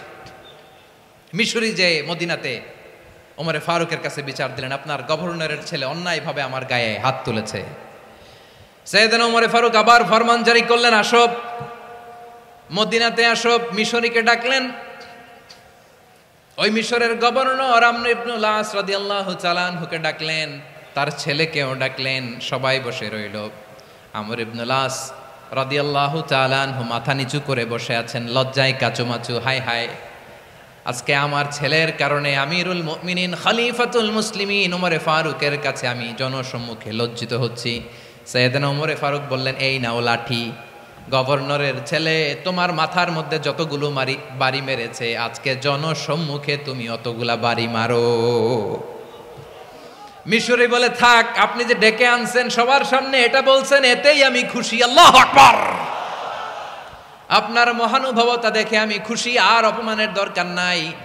ওমর ফারুক বলে, না, খবরদার, এই কথা মিশরি তুমি বলো না, মারো, যতগুলা বাড়ি মেরেছে মারো। বাধ্য হয়ে মিশরি আমর ইবনুল আসের সামনে ওনার কলিজার টুকরা সন্তানের মাথার মধ্যে বাড়ি মারতে আরম্ভ করলেন। ঠিক যতগুলা বাড়ি গভর্নরের ছেলে আমর ইবনুল আসের ছেলে মিশরির গায়ে মেরেছিল, মাথায় মেরেছিল, মিশরি গুনে গুনে ততটা মারলেন। এই দৃশ্য দেখে ওমর ফারুক রেগে মেগে আগুন, রাগের চোটে রাগ সামলাতে না পেরে আর নিজেকে সামলাতে না পেরে মিশরিরে বললেন, ছেলেরে মারা শেষ হয়ে গেলে এবার বাবার টাক মাথার মধ্যে কয়েকটা বাড়ি মার। রাগের চোটে, আউট অফ অ্যাঙ্গার, রাগের চোটে, যে আমার পাঠানো গভর্নর আমর ইবনুল আস তার ছেলেকে কেন আদব তারবিয়া কেন শিক্ষা দিতে পারে না। ছেলেরে মারা হইলে এবার আমর ইবনুল আসের মাথার মধ্যে দুইটা মারো। এটা রাগে বলেছেন, এটা শাস্তি হিসেবে না। সুবহানাল্লাহ পড়ে। তোমরা আমাদেরকে সুশাসন শিখাও, আমাদেরকে সুশাসন শিখাও। বিশ্বনবী বলেন, আদল এটা যেন তেন বিষয় না, এটা দিয়েই মানবিক সমাজ গড়তে হবে। আল্লাহ তাআলা কিয়ামতের কঠিন ময়দানে যেদিন স্বামী স্ত্রীকে চিনবে না, স্ত্রী স্বামীকে দেখে পালিয়ে যাবে, বন্ধু বন্ধুরে চিনবে না, পীর সাহেব মুরিদরে চিনবে না, মুরিদ পীর সাহেবরে চিনবে না, দলের কর্মী তার নেতারে চিনবে না, নেতা তার কর্মীরে চিনবে না, বন্ধু বন্ধুরে দেখে পালাবে। এই কঠিন মুহূর্তে সূর্যটা মাথার কাছে চলে আসবে, জমিনটা তামার জমিন হবে। আজকের জমিনের মতো নয়। মানুষ ঘর্মাক্ত, ক্লান্ত, শ্রান্ত মাথার মগজগুলো কানের ছিদ্র আর নাকের ছিদ্র দিয়ে বেয়ে বেয়ে পড়বে। বিশ্বনবী ফরমান, কিয়ামতের ওই কঠিন ময়দানে 7 শ্রেণীর ব্যক্তিকে রব্বুল আলামিন তার আরশের নিচে ছায়া দিবেন। তার মধ্যে প্রথম শ্রেণীর ব্যক্তি হলো ইমামুন আদিল। ইমামুন আদিল, ন্যায়পরায়ণ শাসক, যে ইনসাফের সাথে বিচার করে, যে জাস্টিস সমাজে সার্ভ করে, যে সুশাসন নিশ্চিত করে, ওই ইমামুন আদিল। আদিল শব্দটা বুঝছেন না? ইন্নাল্লাহা ইয়া'মুরু বিল আদল, পাইছেন? আদিল। 7 শ্রেণীর ব্যক্তিকে আল্লাহ তাআলা সুশীতল আরশের নিচে ছায়া দিবেন, যেদিন তার দেয়া ছায়া ছাড়া কোনো ছায়া থাকবে না। এর প্রথম হচ্ছে ইমামুন আদিল, ন্যায়পরায়ণ শাসক। চিল্লায় বলেন সুবহানাল্লাহ।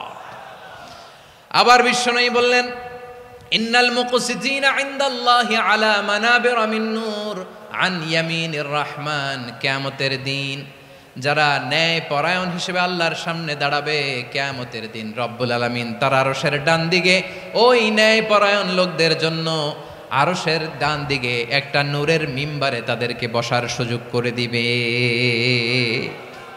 আল্লাহর আরশের ডান দিকে ন্যায়পরায়ণ লোকদের জন্য আল্লাহ তাআলা নূরের মিম্বার বানাবে। 4টেখানে কথা মনে করেছেন? আল আদাল, জাস্টিস।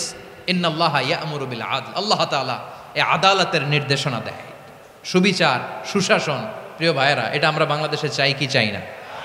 এই যে অরাজকতা, এই যে অন্যায়, এই যে জুলুম, এই যে ইনকনসিস্টেন্সি সমাজের অসঙ্গতির প্রধান কারণ জাস্টিস নাই, সুবিচার নাই, সুশাসন নাই। শেষবারের মতো আওয়াজ করে বলেন তো, আমরা বাংলাদেশে আদল চাই কি চাই না? তাহলে প্রথম নির্দেশনা শেষ। আল্লাহ তাআলা তোমাদেরকে আদলের আদেশ দেন। এরপরে আল্লাহ বললেন, আমি তোমাদেরকে ইহসানের আদেশ দেই। ইন্নাল্লাহা ইয়া'মুরু বিল আদলি ওয়াল ইহসান। আমি তোমাদেরকে যেমনি আদলের নির্দেশনা দেই, তেমনি ভাবে তোমাদেরকে ইহসানের নির্দেশনা দেই। ইহসান, আওয়াজ করে সবাই বলেন তো ইহসান। সবাই বলেননি? সবাই বললে এতটুকু আওয়াজ হবে আমি বিশ্বাস করি না। আওয়াজ করে বলুন আল ইহসান। ইহসান মানে কারো প্রতি সফট হার্টেড হওয়া, মহানুভব হওয়া, অনুগ্রহ পরায়ণ হওয়া, অনুগ্রহশীল হওয়া, একে অপরের প্রতি দয়াদ্র হওয়া। একে অপরের প্রতি দয়াদ্র, অনুগ্রহশীল হওয়া ছাড়া মানবিক সমাজ কশিনকালেও গঠন করা সম্ভব না। প্রিয় ভাইয়েরা, সুন্দর আচরণ দিয়ে, ইহসান দিয়ে যা জয় করা যায়, নরম আচরণ দিয়ে যেটা অর্জন করা যায়, কঠোরতা দিয়ে সেটা পারা যায় না। বিষ্ণু ঈসা ইসলাম ইহসান দিয়ে, কোমল আচরণ দিয়ে, তার অনুগ্রহ দিয়ে তিনি অনেক কাফিরের হৃদয়কে জয় করে ফেলেছেন। সাইয়েদনা সুমামা ইবনে উসাল রাদিয়াল্লাহু তাআলা আনহুর কথা মনে পড়ে যায়। তিনি ছিলেন ইয়ামামার বাদশা। মদিনাতে বিশ্বনবীকে হত্যা করার নিয়তে এসেছিলেন। গোপনে গোপনে বিশ্বনবীকে হত্যা করে আবার ইয়ামামাতে তিনি ফিরে যাবেন। কিন্তু কি অবাক করা কাণ্ড, হত্যা করতে পারে নাই, সাহাবাদের হাতে তিনি ধরা পড়ে গেলেন। সাইয়েদনা সুমামা ইবনে উসাল রাদিয়াল্লাহু তাআলা আনহু হত্যার নিয়তে আসলেন, কিন্তু হত্যা করতে পারলেন না। সাহাবারা ওনাকে ধরে ফেললেন, ধরে মসজিদে নববীর পিলারের মধ্যে বেঁধে রাখলেন। সুমামা ইবনে উসাল, সিরাত থেকে শুনেন, সিরাত থেকে শোনাচ্ছি। রাদিয়াল্লাহু তাআলা আনহু ইয়ামামার অধিপতি ছিলেন। ইয়ামামা বিশ্বনবীকে হত্যার জন্য আসছেন, ধরা পড়ে গেছেন, এখন মসজিদে নববীতে বেঁধে রাখছে, তার মানে বন্দী। এখন স্ট্যাটাস কি? বন্দী, ক্যাপটিভ। তো বিষ্ণু ঈসা ইসলাম সাহাবাদেরকে বললেন, তার খোঁজ খবর নিও, সুমামা ইবনে উসালের খোঁজ খবর নিও। সাহাবার বলেন, ইয়া রাসূলুল্লাহ, আপনাকে হত্যা করতে এসেছে, তার তো কঠিন ক্যাপিটাল পানিশমেন্ট হওয়া দরকার, কঠিন শাস্তি হওয়া দরকার। বিশ্বনবী বললেন, না, আমি যেটা জানি তোমরা সেটা জানো না, তোমরা সুমামার সাথে ভালো আচরণ করো। বিশ্বনবী সুমামার কাছে গেলেন। প্রথম দিন যে তিনি কালেমার দাওয়াত দিলেন, ইমানের দাওয়াত দিলেন, ইসলামের দাওয়াত দিলেন, রিসালাতের দাওয়াত দিলেন, আখিরাতের দাওয়াত দিলেন। পরের দিন যে বিশ্বনবী সালাতের দাওয়াত দিলেন, যাকাতের দাওয়াত দিলেন, ইসলাম কি, কিভাবে, কেমন করে পালন করতে হয় চমৎকার আর্টিকুলেট করতে শুরু করলেন। তন্ময় হয়ে সুমামা ইবনে উসাল রাদিয়াল্লাহু তাআলা আনহু বিশ্বনবীর কথাগুলো শুনতে আরম্ভ করলো। একদিন নয়, 2 দিন নয়, টানা 3 দিন বিশ্বনবী সুমামার কাছে ইসলামকে প্রেজেন্ট করেছেন, উপস্থাপন করেছেন। আওয়াজ করে বলেন, কয়দিন? 3 দিন 3 দিন মসজিদে নববীতে বাধা। আর সাহাবীদেরকে বললেন তার খোঁজ খবর নিও, তোমরা যে রুটি বানাও এর মধ্যে সবচেয়ে ভালো আটার রুটিটা তারে দিও, সবচেয়ে রিফাইন্ড খেজুর যেটা পিওর খেজুর এটা তারে দিও। আর বিশ্বনবী নিজের উট থেকে দুধ দহন করে ওনার বাড়ির এক কর্মচারীকে বলেছেন দুধ দহন করে সুমামার জন্য নিয়ে যেও। সুবহানাল্লাহ পড়বেন না? সবাই তো অবাক, ইয়ামামা থেকে আসছে নবীকে হত্যা করতে, বিশ্বনবী দেখে তারে জামাই আদর করে, তাকে মজার মজার খাবার দিও, দুধ দিও, আদর আপ্যায়ন করো। 1 দিন নয় 2 দিন নয়, টানা 3 দিন বিশ্বনবী এভাবে সুমামার কাছে যেয়ে ইসলামকে প্রেজেন্ট করতে আরম্ভ করলেন, ইসলামকে উপস্থাপন করতে শুরু করলেন, আর তাকে চমৎকার এন্টারটেইনমেন্ট আপ্যায়ন দিতে আরম্ভ করলেন। টানা 3 দিন যখন ইসলামের দ্য বিউটিজ অফ ইসলামের সুমহান বাণী সৌন্দর্য উপস্থাপন শেষ, তাকে আপ্যায়ন শেষ, বিশ্বনবী বললেন সাহাবাদেরকে যাও এবার সুমামার হাতের পায়ের রশি দুটো খুলে দাও। সাহাবারা বললেন ইয়া রাসূলুল্লাহ কি বলেন আপনি, ও তো হত্যাকারী, সুযোগ পায় নাই, আপনারে মারতে পারে নাই, ছেড়ে দিলে আবার ও আপনার উপর তলোয়ার নিয়ে ঝাঁপিয়ে পড়বে, নবী এই সিদ্ধান্ত আপনি নিতে যাবেন না। বিশ্বনবী বললেন যেটা বলেছি সেটা করো, সুমামার রশিগুলো ছেড়ে দাও, সুমামার হাতে পায়ের রশিগুলো যে তোমরা খুলে দাও। সাহাবারা তর্ক জুড়ে দিলেন লা ইয়া রাসূলুল্লাহ এমনটা করবেন না, তো ভয়ঙ্কর ভয়ঙ্কর খুনি, কি জানি কি হয়ে যায়। বিশ্বনবী বললেন না, তার হাতে পায়ের রশিগুলো খুলে দাও। সাহাবারা বিশ্বনবীর কথা মতো তার হাতে পায়ের রশিগুলো খুলে দিল। সুমামা মুহূর্তের মধ্যে মসজিদে নববী থেকে বের হয়ে ইয়ামামায় ফিরে না যে মসজিদে নববীর পাশে একটা খেজুর বাগান ছিল সেখানে চলে গেলেন। সেখানে একটা ছোট্ট কুয়া ছিল, কুয়ার পানি দিয়ে তিনি গোসল করলেন। সুবহানাল্লাহ পড়েন। কুয়ার পানি দিয়ে গোসল করে মসজিদে নববীর সামনে এসে বিশ্বনবী এবং সাহাবাদের সামনে দাঁড়িয়ে সাব্বাবা উঁচু করে বললেন আশহাদু আল্লা ইলাহা ইল্লাল্লাহ ওয়া আশহাদু আন্না মুহাম্মাদান আবদুহু ওয়া রাসূলুহু। আল্লাহু আকবার। আমি সাক্ষ্য দিচ্ছি আল্লাহ ছাড়া কোনো ইলাহ নাই, আর মুহাম্মদ আল্লাহ তাআলার প্রেরিত বান্দা এবং রাসূল। প্রিয় ভাইয়েরা, ইহসান দিয়ে যা জয় করা যায়, কঠোরতা দিয়ে সেটা কঠিনকালেও জয় করা যায় না। আওয়াজ করে বলেন ঠিক কি না? এবার সুমামা দাঁড়িয়ে বলে ওগো নবী, আমি তো কালিমা পড়ে মুসলমান হয়ে গেলাম, এবার শোনেন, এই মুহূর্তের আগে আপনার চেহারার চাইতে নিকৃষ্ট কোনো চেহারা আমার কাছে ছিল না, কিন্তু শাহাদা পাঠ করার পরে আপনার চেহারার চাইতে উত্তম শ্রেষ্ঠ কোনো চেহারা আমার কাছে আর নাই।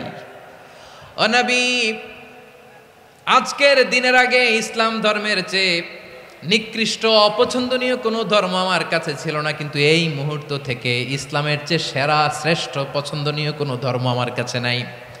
নবী গো, আজকের দিনের আগে মদিনার চাইতে অপছন্দনীয় নিকৃষ্ট কোনো শহর আমার কাছে ছিল না, কিন্তু এই মুহূর্তের পর থেকে মদিনার চাইতে কোনো শ্রেষ্ঠ শহর আমার জানা নাই। সে ছিল গমের বড় ডিলার, গম বেচত। কি বেচত? তার গম কিনে মক্কার লোকেরা রুটি খাইতো। সে ঘোষণা দিল আজকে থেকে মক্কাবাসীদের জন্য সব গম আমি হারাম করে দিলাম, মক্কাবাসী এখন না খেয়ে মরে। সুবহানাল্লাহ পড়বেন না? মক্কাবাসী বিশ্বনবীর কাছে আসলেন, এসে বললেন মুহাম্মদ, আমরা তো তোমার ভাই, তোমার চাচা, তোমার ভাতিজা, তোমার আত্মীয়, তুমি সুমামারে বলো সে যেন আবার গমের সাপ্লাই মক্কার জন্য অনুমতি দিয়ে দেয়। বিশ্বনবীর অনুমতি ক্রমে সুমামা আবার মক্কাতে গম পাঠাতে শুরু করলো। পড়েন সুবহানাল্লাহ। ইহসান, ইহসান দিয়ে আপনি যেটা জয় করতে পারবেন, you can win the heart of your enemies. ইহসান দিয়ে আপনি আপনার শত্রুর হৃদয়কে জয় করতে পারবেন। আওয়াজ করে বলেন ঠিক কি না? এজন্য আল্লাহ বললেন ওয়া আনফিকু ফি সাবিলিল্লাহি ওয়া লা তুলকু বিআইদিকুম ইলাত তাহলুকা ওয়া আহসিনু ইন্নাল্লাহা ইউহিব্বুল মুহসিনিন। তোমরা আল্লাহর রাস্তায় দান করবে আর নিজেরা নিজেদেরকে ধ্বংসের হাতে ঠেলে দিও না। তোমরা একে অপরের প্রতি ইহসান করবে, কারণ ইহসানকারীদেরকে আল্লাহ বড্ড ভালোবাসেন। সুবহানাল্লাহ পড়েন। আবার সূরা রহমানে আল্লাহ বললেন হাল জাযাউল ইহসানি ইল্লাল ইহসান ফাবিআইয়ি আলা, সবাই পড়েন ফাবিআইয়ি আলাই রাব্বিকুমা তুকাযযিবান।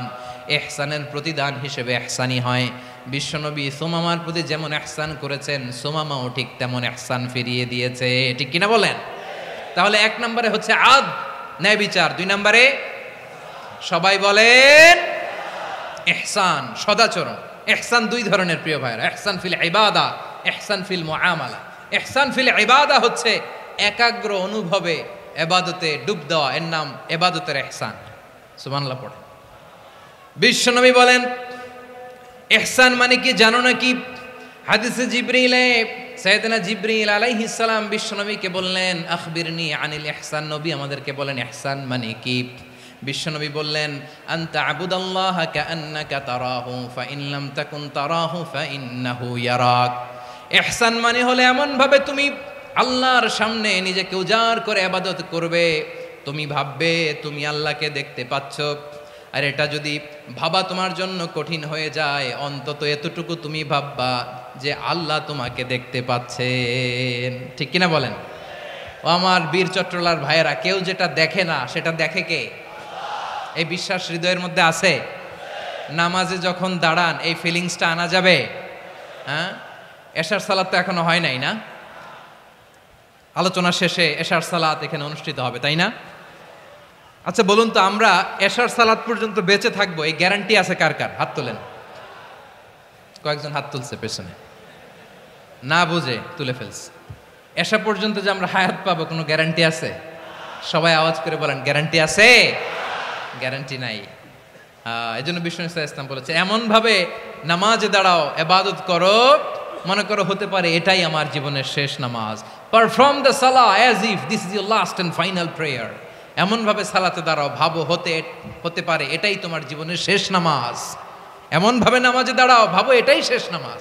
তাহলে নামাজে একাগ্রতা বাড়ায় দিবে কে? ফলে ইবাদতের ইহসান আমাদের অর্জিত হবে।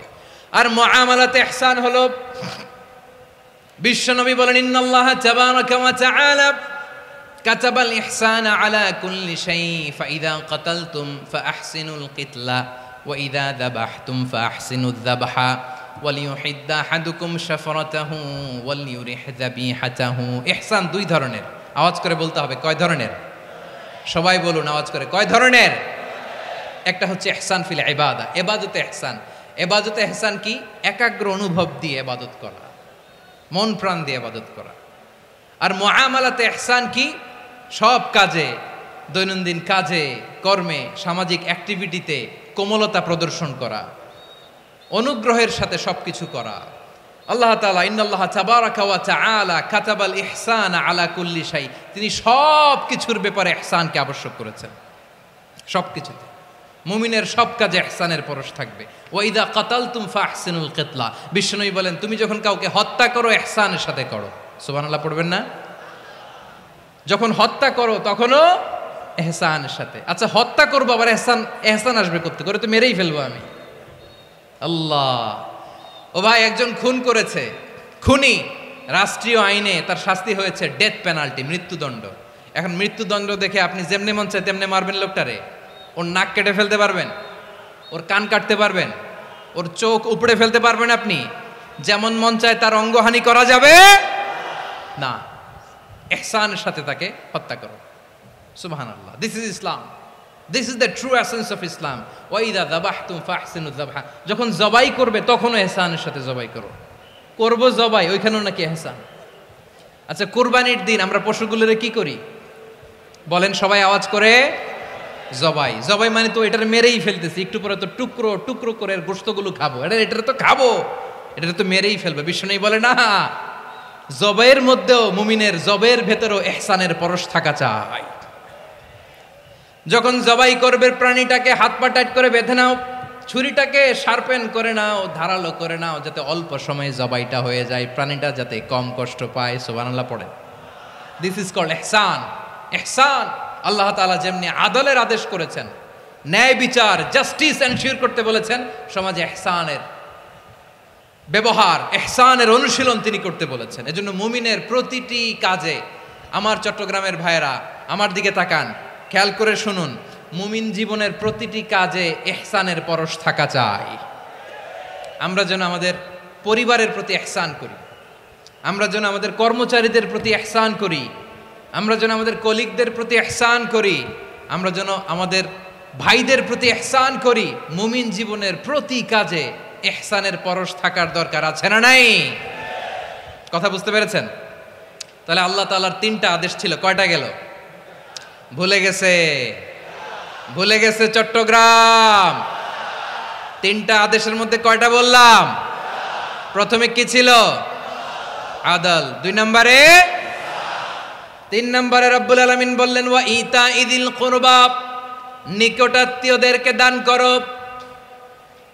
নিকটাত্মীয়দেরকে দাও, যারা তোমাদের ব্লাড কানেকশনের আত্মীয় তাদেরকে তোমরা দাও।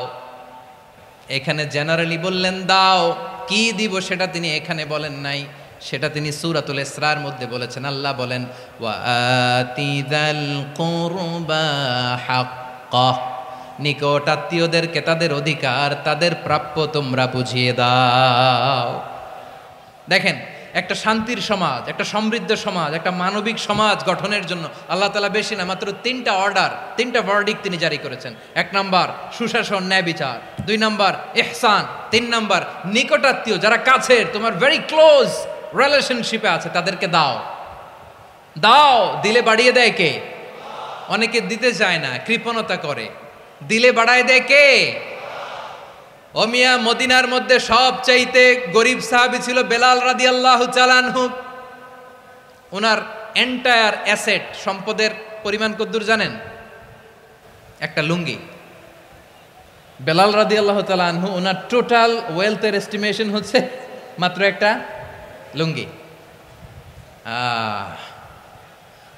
একটা লুঙ্গি, টোটাল ওয়েলথ এস্টিমেশন, টোটাল সম্পদের পরিমাণ বেলাল রাদিয়াল্লাহু তাআলা আনহুর কি ছিল? কথা বোঝে নাই বোধহয়। কি ছিল? ওই বেলাল রাদিয়াল্লাহু তাআলা আনহুকে বিষ্ণু ইসলাম বলেছেন আনফিক ইয়া বেলাল, ও বেলাল তুমিও দাও। ওয়ালা তাখশা মিন যিল আরশি ইখলালা, আরশের অধিপতির তো কোনো ঘাটতি নাই, তুমি দিলে ওই আল্লাহ তোমারে বাড়ায় দিবে। এজন্য আমার প্রিয় ভাইয়েরা, দিলে কমে না, দিলে বাড়ে। অনেকে ধরে রাখে, নতুন কিছু নিতে পারে না, হাত দিয়ে যেটা ধরে রেখেছেন এটা দিয়ে দেন, বড় একটা ধরার সুযোগ পাবেন। জোরে বলেন ঠিক কিনা? ধরেন 5 কেজি ওজনের একটা ধরে রাখছেন, এখন 10, এটা না ছাড়লে 10 কেজি ধরতে পারবেন আপনি? আচ্ছা, 10 কেজির জিনিস একটা আছে হাতে, ওইটা যদি ছেড়ে দেন তাইলে না 15 কেজি ধরতে পারবেন? কথা বলেন ঠিক কিনা? তাহলে দিলে বাড়িয়ে দেয় কে? রব্বুল আলামিন বললেন 3 নাম্বার আদেশ হলো তোমাদের প্রতি সমাজটারে কেমন করে মানবিক সমাজ, সুন্দর সমাজ গড়বা। 3 নাম্বার আদেশ হলো ওয়া আতিদাল কুরবা হাক্কা, নিকটাত্মীয়দেরকে তাদের প্রাপ্য বুঝিয়ে দাও। এই নিকটাত্মীয়দেরকে তাদের অধিকার বুঝিয়ে দেওয়া, প্রাপ্য বুঝিয়ে দেওয়াতে আমাদের গাফলতি আছে না নাই? চট্টগ্রামে নাই? মাশাআল্লাহ আছে। অনেকে দেখবেন অনেক আল্লাহওয়ালা, তাহাজ্জুদ গুজার, সেজদা দিতে দিতে কপালে কালো দাগ ফেলে দিছে, সে তার বোনের হকটা আদায় করে নাই। আছে না নাই? হ্যাঁ, এখানেও আছে। সর্বনাশ। অনেক বড় হাজী সাহেব, বিশাল লম্বা দাড়ি, ছেলেরে সব দিয়ে দিছে, মেয়েরে কিছু দেয় নাই, মেয়ের হক আদায় করে নাই। আছে না নাই? এই হাজী সাহেবেরা, এই আল্লাহওয়ালারা কিয়ামতের ময়দানে আটকে যাবে। আপনি অন্যের অধিকার নষ্ট করেছেন, তাদের রাইটসকে ভায়োলেট করেছেন। এজন্য আল্লাহ তাআলা বলেন, কারো অধিকার যদি কেউ নষ্ট করে, ওই সমাজটা মানবিক সমাজ কঠিনকালেও হতে পারে না। এজন্য 3 নম্বর আল্লাহ বললেন ওয়া ইতা ইদিল কুরবা, নিকটাত্মীয়দেরকে দাও। কি দিবা? তাদের অধিকার দিয়ে দাও। বোনের অধিকার বুঝিয়ে দাও, মেয়ের অধিকার বুঝিয়ে দাও, ফুফুর অধিকার বুঝিয়ে দাও। দেখবেন অনেক মায়েরা ছেলের পাতে মুরগির রান দেয়, মেয়ের পাতে দেয় মুরগির ঠ্যাং। এরকম আছে না নাই? ছেলেরা কি দেয়? মুরগির। মেয়ের পাতে কি দেয়? তো মেয়ের কি মুরগির রান খেতে মনে চায় না? মনে চায় না? এমনটা করা যাবে না। নিকটাত্মীয়দেরকে অধিকার দিয়ে দাও, নিকটাত্মীয়ের সাথে সুসম্পর্ক রাখো। আদেশটা কার? এজন্য প্রিয় ভাইয়েরা, জীবনে যদি বারাকা অর্জন করতে চান, নিকটাত্মীয়দের সাথে সুসম্পর্ক রাখতে হবে, তাদের জন্য উপহার পাঠাতে হবে। বিশ্বনবী বলেন লা ইয়াদখুলুল জান্নাতা কাতে, যে ব্যক্তি আত্মীয়তার সম্পর্ককে ছিন্ন করে দেয়, সে কঠিনকালেও আল্লাহর জান্নাতে ঢুকবে না। আপনি কি এটারে সহজ হাদিস মনে করছেন? এটা সহজ কথা। আপনি ভাবছেন আপনার নামাজ আপনারে বাঁচাতে পারবে, আপনার রোজা বাঁচাতে পারবে, আপনার তাহাজ্জুদ আপনারে বাঁচাতে পারবে? আপনি অধিকার নষ্ট করলে কিছুই আপনারে বাঁচাতে পারবে না। এজন্য নিকট আত্মীয়দেরকে দিতে হবে বেশি বেশি। বিশ্বনবী বলেন, ইন্না সাদাকাতা আলাল মিসকিনি সাদাকা ওয়া আলা যির রাহিমি ইসনাতান সাদাকাতুন ওয়া সিলা। মিসকিন রে দান করলে শুধু দানের সওয়াব হয়, নিকট আত্মীয়কে দান করলে দুইটার সওয়াব হয়, সাদাকার সওয়াব হয়, আবার আত্মীয়তার বন্ধন অটুট রাখার সওয়াব হয়ে যায়। আবার বিশ্বনবী বললেন, মান সাররাহু আইয়ুবসাতা লাহু ফি রিজকিহি ওয়া ইউনসা লাহু ফি আসারিহি ফালইয়াসিল রাহিমা। যে ব্যক্তি তার রিজিকের প্রশস্ততা চায় আর হায়াতে বরকত চায়, সে যেন তার আত্মীয়ের সাথে সুসম্পর্ক রাখে। আমার প্রিয় চট্টলার ভাইয়েরা, আমাদের রিজিক বাড়ুক, এটা আমরা চাই কি চাই না? সবাই চান? হ্যাঁ, আমাদের রিজিকে প্রশস্ততা আসুক, চাই কি চাই না? আমাদের হায়াতে বরকত আসুক, আমরা চাই কি চাই না? এই দুইটা যদি চান তাহলে নিকট আত্মীয়দের সাথে সুসম্পর্ক রাখবেন, পারবেন? তাহলে সমাজটারে মানবিক সমাজ বানায় দিবে কে? তিনটা আদেশ চলে গেল। কয়টা? আওয়াজ করে বলেন। 1 নম্বরে কি ছিল? 2 নম্বরে, 3 নম্বরে নিকট আত্মীয়দেরকে দান। আপনাদেরকে আরো শোনার আগ্রহ আছে? আপনাদের মনোযোগ আছে না গেছে? কষ্ট হচ্ছে না? আল্লাহ তাআলা 3টা জিনিসের যেমনি আদেশ করেছেন, অনুরূপভাবে 3টা বিষয় তিনি বারণ করেছেন, নিষেধ করেছেন। ওগুলোর কাছেও যাওয়া যাবে? শুনবেন। রাব্বুল আলামিন বলেন, ওয়ায়ানহা আনিল ফাহশাই ওয়াল মুনকারি ওয়াল বাগি। আমি যেমনি 3টি বিষয়ে আদেশ করলাম, অনুরূপভাবে 3টি বিষয়ে বারণ করলাম, নিষেধ করলাম। আমার 1 নাম্বার নিষেধাজ্ঞা হলো অশ্লীলতার প্রতি। ফাহশা, ওয়ায়ানহা আনিল ফাহশা। আল্লাহ তাআলা অশ্লীলতাকে নিষেধ করেছেন। কোন জিনিসকে? সবাই বলুন, কোন জিনিসকে? যত ধরনের, যত টাইপের, যত ক্যাটাগরির অশ্লীলতা হতে পারে, সব অশ্লীলতাকে হারাম করেছেন কে? ফাহশা মানে কি? কথায়, কাজে, আচরণে, কমেন্ট, ফেসবুকের কমেন্টসে যত ধরনের নোংরামো আছে, যত ধরনের অশ্লীলতা আছে, এটাকে আরবিতে বলে ফাহশা। এটাকে কি বলে? রাব্বুল আলামিন বলেন, কুল ইন্নামা হাররামা রাব্বিয়াল ফাওয়াহিশা মা যাহারা মিনহা ওয়া মা বাতান। ও নবী, আপনি বলে দেন, আমার রব প্রকাশ্য, অপ্রকাশ্য, স্পষ্ট কিংবা অস্পষ্ট, দৃশ্যমান কিংবা অদৃশ্যমান সব অশ্লীলতাকে হারাম করেছেন। সব ধরনের অশ্লীলতা হারাম, সব ধরনের। আল্লাহ তাআলা আমাদেরকে অশ্লীলতা থেকে বাঁচান, অশ্লীলতা থেকে তিনি আমাদেরকে হেফাজত করুক। পড়েন আমিন। এবার বলেন, আমাদের সমাজে অশ্লীলতা আছে না নাই? চট্টগ্রামে নাই? আমি কই নাই, ওনারা বলে আছে। দেখছেন, আমি সামহাও বাঁচায় দেওয়ার ট্রাই করতেছি, ওনারা বলে আছে।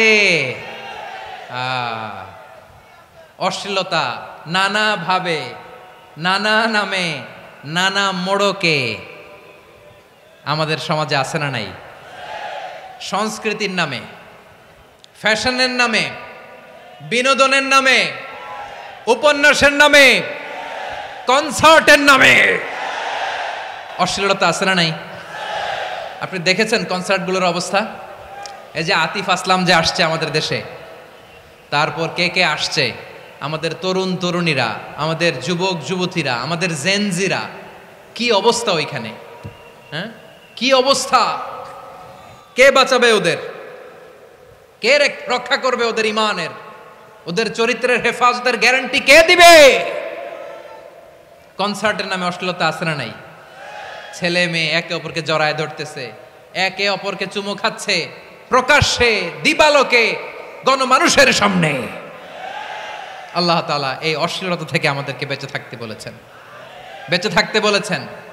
রূপালী জগতের নামে অশ্লীলতা আছে না নাই? এই টার্মটা আপনারা জানেন না? রূপালী জগৎ কি জগৎ? আসলে কি রূপালী জগৎ না অন্ধকার জগৎ?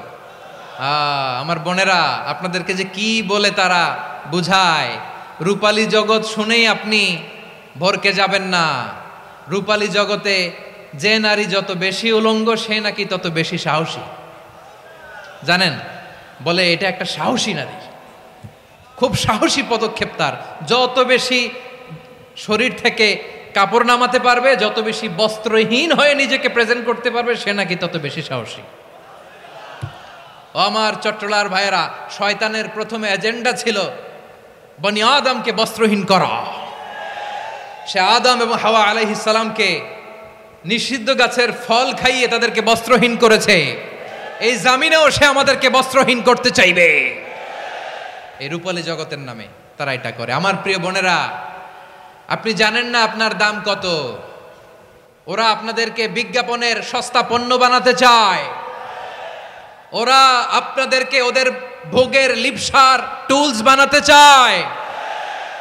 ওরা আপনাদেরকে দিয়ে ওদের খায়েশ পূরণ করতে চায়। এটা আপনাদের জন্য মোটেও ডিগনিটি নয়, এটা আপনাদের জন্য সম্মান নয়।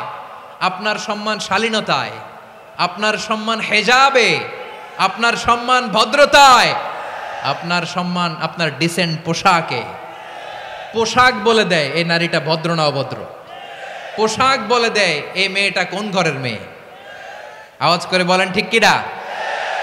আপনি জানেন না, আপনার এই সস্তা পণ্য বানায়, ভোগের পণ্য, বিলবোর্ডে আপনাকে উলঙ্গ করে উপস্থাপন করে। এই অশ্লীলতার সাথে ইসলামের কোনো সম্পর্ক। এজন্য আল্লাহ বলেন, আমি অশ্লীলতাকে হারাম করেছি। অশ্লীলতাকে হারাম করার প্রথম কারণ হলো এর মাধ্যমে মানবতাকে অপমানিত করা হয়। কারণ মানুষের সম্মান মানুষের পোশাকে। মানুষ যখন পোশাকহীন হয়ে যায়, বস্ত্রহীন হয়ে যায়, তার সম্মান কমে যায়, ঠিক কিনা? অশ্লীলতাকে হারাম করার প্রথম কারণ হচ্ছে মানুষ মানুষকে অপমান করে। একটা নারী, সে তো সম্মানিত, নারী যে কত সম্মানিত নারীর এটা বুঝেই নাই। বিশ্বনবী বলেন, আর দুনিয়া কুল্লুহা মাতা ওয়া খায়রু মাতা'আদ দুনিয়া আল মারআতুস সালিহা। আমার বোনেরা, 5টা প্যান্ডেলে আপনারা এলইডিতে আমার আলোচনা শুনছেন, আমি জানি। আপনাদের এই গর্ভ যে কত দামি আপনি জানেন না। আপনার পেট থেকেই আসবে আগামী দিনের সালাহুদ্দিন আল আইয়ুবী। আপনার পেট থেকেই আসবে অনাগত দিনের ইমাম মাহদী আল মুনতাজার। আপনার পেট থেকেই আসবে অনাগত দিনের ফয়সাল, ওয়াসিম, মুগ্ধ, আবু সাইদের মতো বীর যোদ্ধা।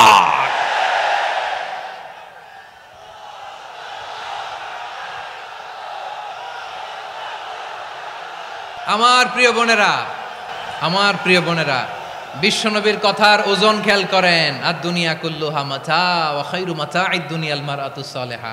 দুনিয়ার সবকিছুই অ্যাসেট, এর মধ্যে সবচেয়ে দামি অ্যাসেট নেককার নারী। আপনার গর্ভ যে কত দামি আপনি জানেন না। নিজের সময়টাকে কাজে লাগান, কোরআন পড়েন, সুন্নাহ পড়েন। আপনার অনেক দায়িত্ব ঘরে। You are the MD of your family. একটা family it's a very big institution. পরিবার একটা অনেক বড় প্রতিষ্ঠান। and you are the MD of your institution. আপনি এই পরিবারের MD, managing director of your family. এখানে আপনার কত দায়িত্ব। আপনি ছেলেমেয়েদেরকে তারবিয়া করবেন। আপনি আপনার স্বামীর জন্য ঘরটার জান্নাতের নীর বানাবেন। আপনার জন্য জান্নাতের ডুপ্লেক্স বাড়ি ওইখানে তৈরি করে রাখবে কে? আপনি যে কত দামি আপনি জানেন না। নারীদেরকে আল্লাহ বানিয়েছেন উচ্চতর করে, নিম্নতর নয়। নারীদেরকে ছোট্ট জিনিস দিলে এটার বড় করে দেয়। নারীদেরকে ভ্রূণ দিলে, শুক্রাণু দিলে নারী এটারে বাচ্চা হিসেবে উপহার দেয়, ঠিক কিনা? বিয়ের মাধ্যমে স্বামী যখন তার শুক্রাণু তার স্ত্রীকে উপহার দেয়, স্ত্রী রিটার্নে কি উপহার দেয়? ফুল ফর্ম বেবি, মানব সন্তান। দেখছেন, আপনি দিলেন একটু, উনি দিছে বিশাল। আপনি যদি নারীকে বাজার এনে দেন, নারী এটাকে সুস্বাদু খাবারে রূপান্তর করে দেয়। আপনি তাকে একটা মুচকি হাসি দিয়ে দেন, সে তার কলিজা দিয়ে দেয়। কিন্তু যদি আপনি তার মনে কষ্ট দেন, সে আপনার জীবনকে জাহান্নাম বানায়া দেয়। খবর আছে, নারীর মন বুঝতে পারলে নেয়ামত, বুঝতে না পারলে কিয়ামত, ঠিক কিনা বলেন? আমার প্রিয় বোনেরা, আপনি যে কত দামি আপনি জানেন না। আপনাদেরকে যেন ভোগের সস্তা পণ্য বানাতে না পারে, আপনাদেরকে সচেতন থাকতে হবে, সজাগ থাকতে হবে, কনসার্ন থাকতে হবে। শয়তানের ওই হাতছানির দিকে আর নজর দেওয়া যাবে না। তাহলে কেন আল্লাহ তাআলা এই ফাহশা, অশ্লীলতাকে হারাম করলেন? 1 নাম্বার, এতে হিউম্যান ডিগনিটি কমে। 2 নাম্বার, এতে মানুষের অধিকার নষ্ট হয়। আপনি বিয়ে করেছেন, এরে পরকিয়া করেন, ওর সাথে এরকম আছে না নাই? স্ত্রীর অধিকার নষ্ট করেছেন, আপনি বিবাহ সম্পর্কে আবদ্ধ হয়েছেন তার সাথে, আপনি পরকিয়া করেন ওই ছেলের সাথে, আপনি আপনার হাজবেন্ডের সাথে বিট্রে করেছেন। এজন্য আল্লাহ অশ্লীলতাকে হারাম করেছেন। অশ্লীলতাকে হারাম করার আরেকটা কারণ হচ্ছে আল্লাহ তাআলা এই হিউম্যান জেনারেশনকে এটাকে প্রিজার্ভ করতে চায়। হিফজুন নাসল, এটা মাকাসিদুশ শরিয়ার অনেক গুরুত্বপূর্ণ একটা মাকাসিদ, অনেক গুরুত্বপূর্ণ। আপনার নাসাল, আপনার জেনারেশনকে সংরক্ষণ করা। এই যে আসতেছে ফেব্রুয়ারি, কত ফেব্রুয়ারি জানো? এটা কি বিশ্ব ভালোবাসা দিবস? হ্যাঁ, কি দিবস? এই বিশ্ব ভালোবাসা দিবসের সাথে মুসলমানদের কোনো সম্পর্ক নাই। আমার প্রিয় ভাইরা, এই যে আপনি অবৈধ সম্পর্কে জড়ালেন, কেন আল্লাহ অশ্লীলতাকে হারাম করেছে দেখেন। বলতেছিলাম যে এটা আপনার নাসাল, আপনার জেনারেশন, আপনার লিনিয়েজ, আপনার বংশকে প্রিজার্ভ করা। কে কার বাবা, কে কার মা, বাবা মা জানা, প্রজন্মকে প্রিজার্ভ করা, এটা ইসলাম ওয়াজিব করে দিয়েছে। এই যে অবৈধ সম্পর্কের কারণে, বিশ্ব বেহায়া দিবসের কারণে, এগুলোর আউটকাম আউটপুট হিসেবে মাঝে মাঝেই ঢাকা মেডিকেলের ডাস্টবিনে নবজাতকের বাচ্চার কান্নার আওয়াজ শুনতে পাওয়া যায়। চট্টগ্রাম মেডিকেলের ডাস্টবিনে নবজাতকের কান্না শুনতে পাওয়া যায়। বীর চট্টলার মুসলমানেরা বুঝতে পারলে আওয়াজ করে বলেন, এই যে চট্টগ্রাম মেডিকেলে যে নবজাতকটা পাওয়া গেল, ওর বাবাকে আমাকে বলেন, ওর বাবাকে, ওর মাকে, ও কোন ফ্যামিলির সন্তান কেউ জানে? আপনি হিউম্যান ডিগনিটিকে অপমান করেছেন না? আপনি তার ভবিষ্যৎকে অন্ধকার করেছেন না? আপনি তার লিনিয়েজকে প্রশ্নবিদ্ধ করে দিয়েছেন না? এই জন্য আল্লাহ তাআলা অশ্লীলতাকে আমাদের জন্য হারাম করে দিয়েছেন। পড়েন সুবহানাল্লাহ। এই জন্য রাব্বুল আলামিন বলেন, কুল ইন্নামা হাররামা রাব্বিয়াল ফাওয়াহিশা মা যাহারা মিনহা ওয়া মা বাতান। প্রকাশ্য অপ্রকাশ্য সব অশ্লীলতাকে হারাম ঘোষণা করে দিয়েছে কে? আবার দুনিয়ার বুকে যারা অশ্লীলতার প্রসার করে তাদের জন্য শাস্তি মজুদ রেখেছে কে? রাব্বুল আলামিন বলেন, ইন্নাল্লাযীনা ইউহিব্বুনা আন তাশিআল ফাহিশাতু ফিল্লাযীনা আমানু লাহুম আযাবুন আলীমুন ফিদ দুনিয়া ওয়াল আখিরাতি ওয়াল্লাহু ইয়ালামু ওয়া আনতুম লা তা'লামুন। নিশ্চয়ই যারা বিশ্বাসীদের মাঝে অশ্লীলতার প্রচার প্রসার করতে চায় তাদের জন্য আমি মর্মন্তুদ শাস্তি প্রস্তুত করে রেখেছি, দুনিয়াতেও রেখেছি, আখিরাতেও রেখেছি। ঘোষণাটা কার? যারা এই নাটকের নামে, সিনেমার নামে, রূপালী জগতের নামে, মুভির নামে, ওটিটি প্ল্যাটফর্মের নামে আমার সমাজে অশ্লীলতা ছড়াতে চায় তাদের জন্য কঠিন মর্মন্তুদ শাস্তি মজুদ রেখে দিয়েছে কে? ও আমার বোনেরা, এখনো আপনি জাগবেন না? এখনো আপনার চিন্তার দুয়ারে এখনো নাড়া পড়ে নাই? ওরা আপনাকে উলঙ্গ বানাতে চায়, ওরা আপনাকে আইটেম গার্ল বানাতে চায়। এজন্য ইসলাম অশ্লীলতাকে হারাম করেছে। হারাম।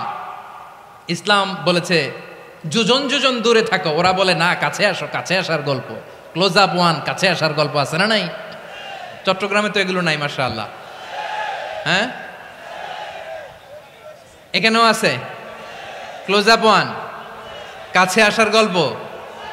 আল্লাহ বলেন ওয়ালা তাকরাবুজ জিনা, কাছেও এসো না, জিনা থেকে যোজন যোজন কিলো দূরে থাকো, ওরা বলে কাছে আসার গল্প। আমার বীর চট্টলার ভাইয়েরা, কাছে আসতে হলে আমরা কোরআনের কাছে আসব, কাছে আসতে হলে নবীর কাছে আসব, কাছে আসার গল্প হবে আমার রবের কাছে আসার গল্প। চিল্লায় বলো ঠিক কিনা?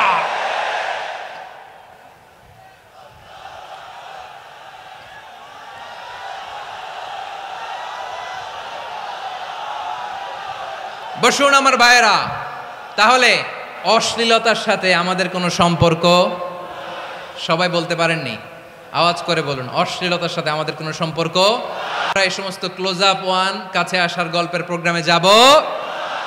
আমরা কোন ধরনের অশ্লীল কন্টেন্ট সোশ্যাল মিডিয়ায়, টিভিতে দেখব? রব্বুল আলামিন বলেন ওয়ায়ানহা আনিল ফাহশাই ওয়াল মুনকারি ওয়াল বাগি। তিনটা জিনিসকে আমি নিষিদ্ধ করলাম। এক নাম্বার হলো ফাহশা, অশ্লীলতা। দুই নম্বরে হলো মুনকার, সমস্ত মন্দ কাজ। আপনাদের মনোযোগ আছে না? শেষ করে দিব? আর 2-1 মিনিট শুনবেন? আচ্ছা বলি তাহলে, আরো 2-1 মিনিট। তাহলে নিষেধাজ্ঞা জারি করেছেন 3টা জিনিসের উপর। 1 নাম্বার কি? ফাহশা, অশ্লীলতা। 2 নাম্বার মুনকার, মানে হচ্ছে যত মন্দ কাজ, খারাপ কাজ, বাজে কাজ, এটার বলে মুনকার। এটার কি বলে? আপনারা পড়ছেন না, তা'মুরুনা বিল মা'রুফি ওয়া তানহাউনা আনিল মুনকার। ভালো কাজের আদেশ, সৎ কাজের আদেশ, অসৎ কাজের নিষেধ। মুনকার, মুনকার হচ্ছে মানুষের স্বাভাবিক বিবেকবোধ যেটাকে খারাপ বলে, ওইটাই মুনকার। পৃথিবীর সব আসমানি গ্রন্থ যেটাকে খারাপ বলেছে, মানুষের স্বাভাবিক বিবেকবোধ যেটাকে খারাপ বলেছে, এগুলো সব মুনকার।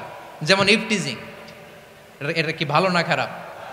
মজুদদারি, খাদ্যে ভেজাল দেওয়া, ওজনে কম দেওয়া, মাছে ফরমালিন মিশানো, চাঁদাবাজি, টেন্ডারবাজি, দখলবাজি, এগুলো আমাদের স্বাভাবিক বিবেকেই বলে এগুলো খারাপ, এগুলো হচ্ছে মুনকার। আল্লাহ তাআলা এই মুনকার থেকে আমাদেরকে বেঁচে থাকতে বলেন, আর শয়তান এই মুনকারের প্রতি আমাদেরকে উদ্বুদ্ধ করে। আল্লাহ তাআলা বললেন, ইয়া আইয়ুহাল্লাযীনা আমানু লা তাত্তাবিউ খুতুওয়াতিশ শাইতান ফাইন ওয়া মান ইয়াত্তাবি' খুতুওয়াতিশ শাইতানি ফাইন্নাহু ইয়া'মুরু বিল ফাহশাই ওয়াল মুনকার। আল্লাহ বললেন, ও আমার গোলামেরা শোনো শোনো, ও আমার বিশ্বাসী বান্দারা খবরদার, তোমরা কশিনকালেও শয়তানের পদাঙ্ক অনুসরণ করবে না, কারণ শয়তান তোমাদেরকে অশ্লীলতা এবং মন্দ কাজের দিকে উদ্বুদ্ধ করে। আমাদের কাজ হচ্ছে শয়তান আমাদেরকে যেদিকে নিতে চায় আমরা তার উল্টা দিকে যাব, ঠিক কিনা বলে?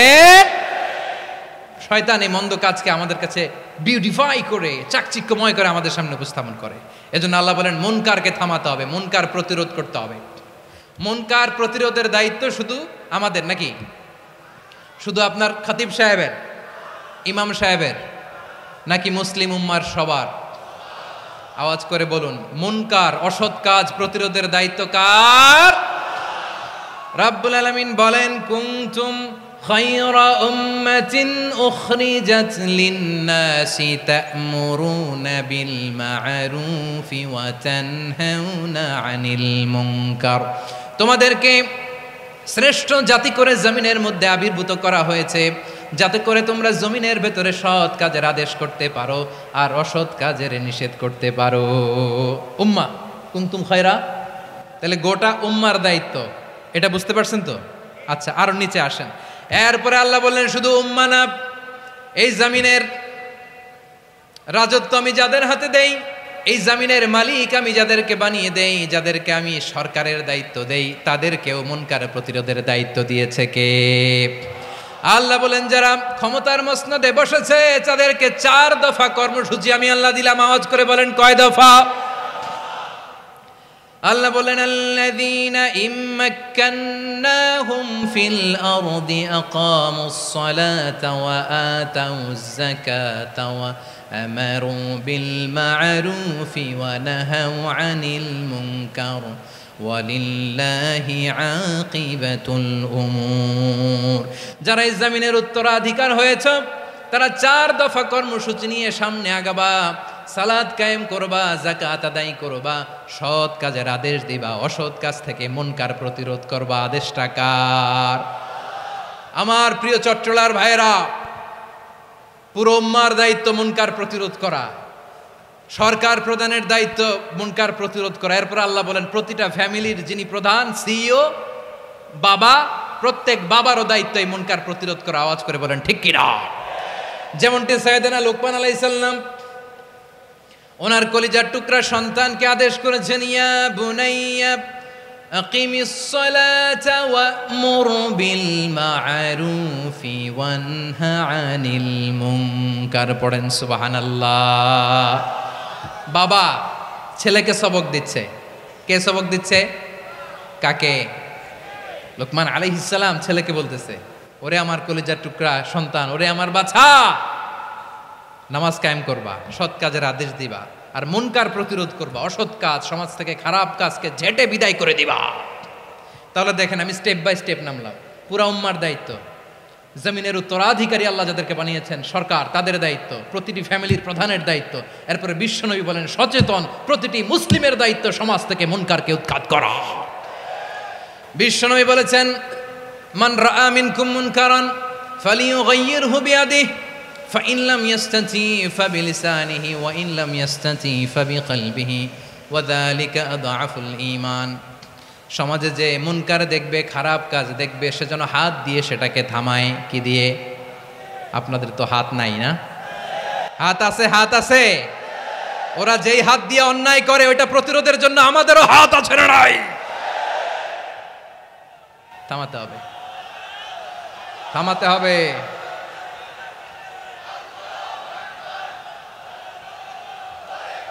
বসুন আমার প্রিয় ভাইয়েরা, ওরা ওদের যেই হাত দিয়ে টেন্ডারবাজি করে, চাঁদাবাজি করে, ইফটিজিং করে, দখলবাজি করে, যেই হাত দিয়ে, ওই মুনকার থামায় দেওয়ার জন্য আল্লাহর দেয়া আমাদেরও দুটি হাত আছে না নাই? আমাদেরও হাত আছে। থামাইতে হবে, থামাইতে হবে, হিম্মত করতে হবে। আমার প্রিয় ভাইয়েরা, না থামালে আমরাই ডুববো শেষমেশ। আমাদের বাঁচার জন্য হইলেও থামাইতে হবে।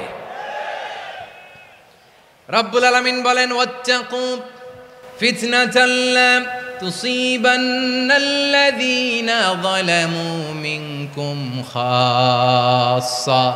ও আমার গোলামেরা, ওই আযাবকে ভয় করো যে আযাব যখন আমি জমিনের বুকে পাঠাই শুধু জালেমদেরকেই মারি না, আলেমদেরকেও মারি। আযাব যখন আসে তখন শুধু জালিমই মরে না, আলেমও মরে। জানেন মুসা আলাইহিস সালামের পায়ে একবার একটা লাল পোকা কামড় দিয়েছে, লাল পিঁপড়া। লাল পিঁপড়া কামড় দিলে খুব আরাম লাগে না? কি লাগে? হ্যাঁ, জলে না? লাল একটা পিঁপড়া কামড় দিছে, তো উনি রেগে মেগে পাশি দেখে লাল পিঁপড়ার বাসা, পা দিয়ে ডলে মুছে সবগুলো পিঁপড়া মেরে ফেলছে। এই ঘটনাটা আল্লাহ ঘটিয়েছেন এজন্য মুসা আলাইহিস সালাম ছিলেন কালিমুল্লাহ, সরাসরি আল্লাহর সাথে কথা বলতেন। তিনি আল্লাহকে জিজ্ঞেস করেছিলেন, আল্লাহ তুমি যখন কোনো জনপদে আযাব পাঠাও, শাস্তি দাও, ওখানকার শুধু জালেমরাই তো মরে না, ভালো মানুষগুলাও মরে, তো আযাব দিবা মুশরিকদের উপর দিবা, অবাধ্যদের উপর দিবা, ভালো মানুষগুলারে মারো কেন? আল্লাহ বললেন, মুসা তোমার যে কামড় দিছিল পায়ের মধ্যে পিঁপড়া, কয়টা পিঁপড়া? জোরে বলেন। একটা পিঁপড়া, তো সবগুলারে মারলা কেন? রেগে মেগে পুরো পিঁপড়ার বাসা ভেঙে মেসাকার করলা কেন? এই মুসা, আমি যখন অ্যাকশনে যাই, আমি যখন শাস্তি দেই, তখন এত বাস বিচার করা হয় না, বাস বিচার করা যায় না। যখন অ্যাকশনে যাওয়া হয় ওইটা ডাইরেক্ট অ্যাকশন হয়ে যায়। চিল্লায় বলো ঠিক কি না? এজন্য আমাদের বাঁচার জন্য হলেও এই পাপ থামাতে হবে, এই শয়তানের অট্টহাসি থামাতে হবে, অন্যায় অপরাধ সমাজ থেকে আমাদের থামাতে হবে। কারণ আযাব আসলে ওরাও মরবে, আমরাও মরব। একটা জাহাজ 2 তলা, আপনি আছেন 2য় তলায়, শুনতেছেন? শুনতেছেন? জাহাজ কয় তলা? আপনি কোন তলায়? 2য় তলায়। নিচের তলার কিছু লোক জাহাজের তলা ছিদ্র করতে আরম্ভ করছে। কি ছিদ্র করতেছে? আচ্ছা, জাহাজের তলা ছিদ্র করলে তলা দিয়ে কি ঢুকে? এখন আপনি যদি বলেন আমার কি, আমি তো 2 তলায়, আমার কি, আমি তো সেফ, আমি ইন দ্য সেফ জোন, আমি তো ভালো আছি, আমি তো ভালো আছি, ওরা ছিদ্র করে ওরা মরবে। আসলে কি শুধু ওরা মরবে? নাকি তলা ফুটো হলে ভিতরে পানি ঢুকলে আপনারও শরীর সমাধি হবে? তলা দিয়ে যখন পানি ঢুকবে, জাহাজ ডুবলে আপনিও মরবেন। এজন্য নিজে মরার আগে ওই পাগলগুলোর নিচতলায় যে থামাতে হবে। চিল্লায় বলেন ঠিক কি না?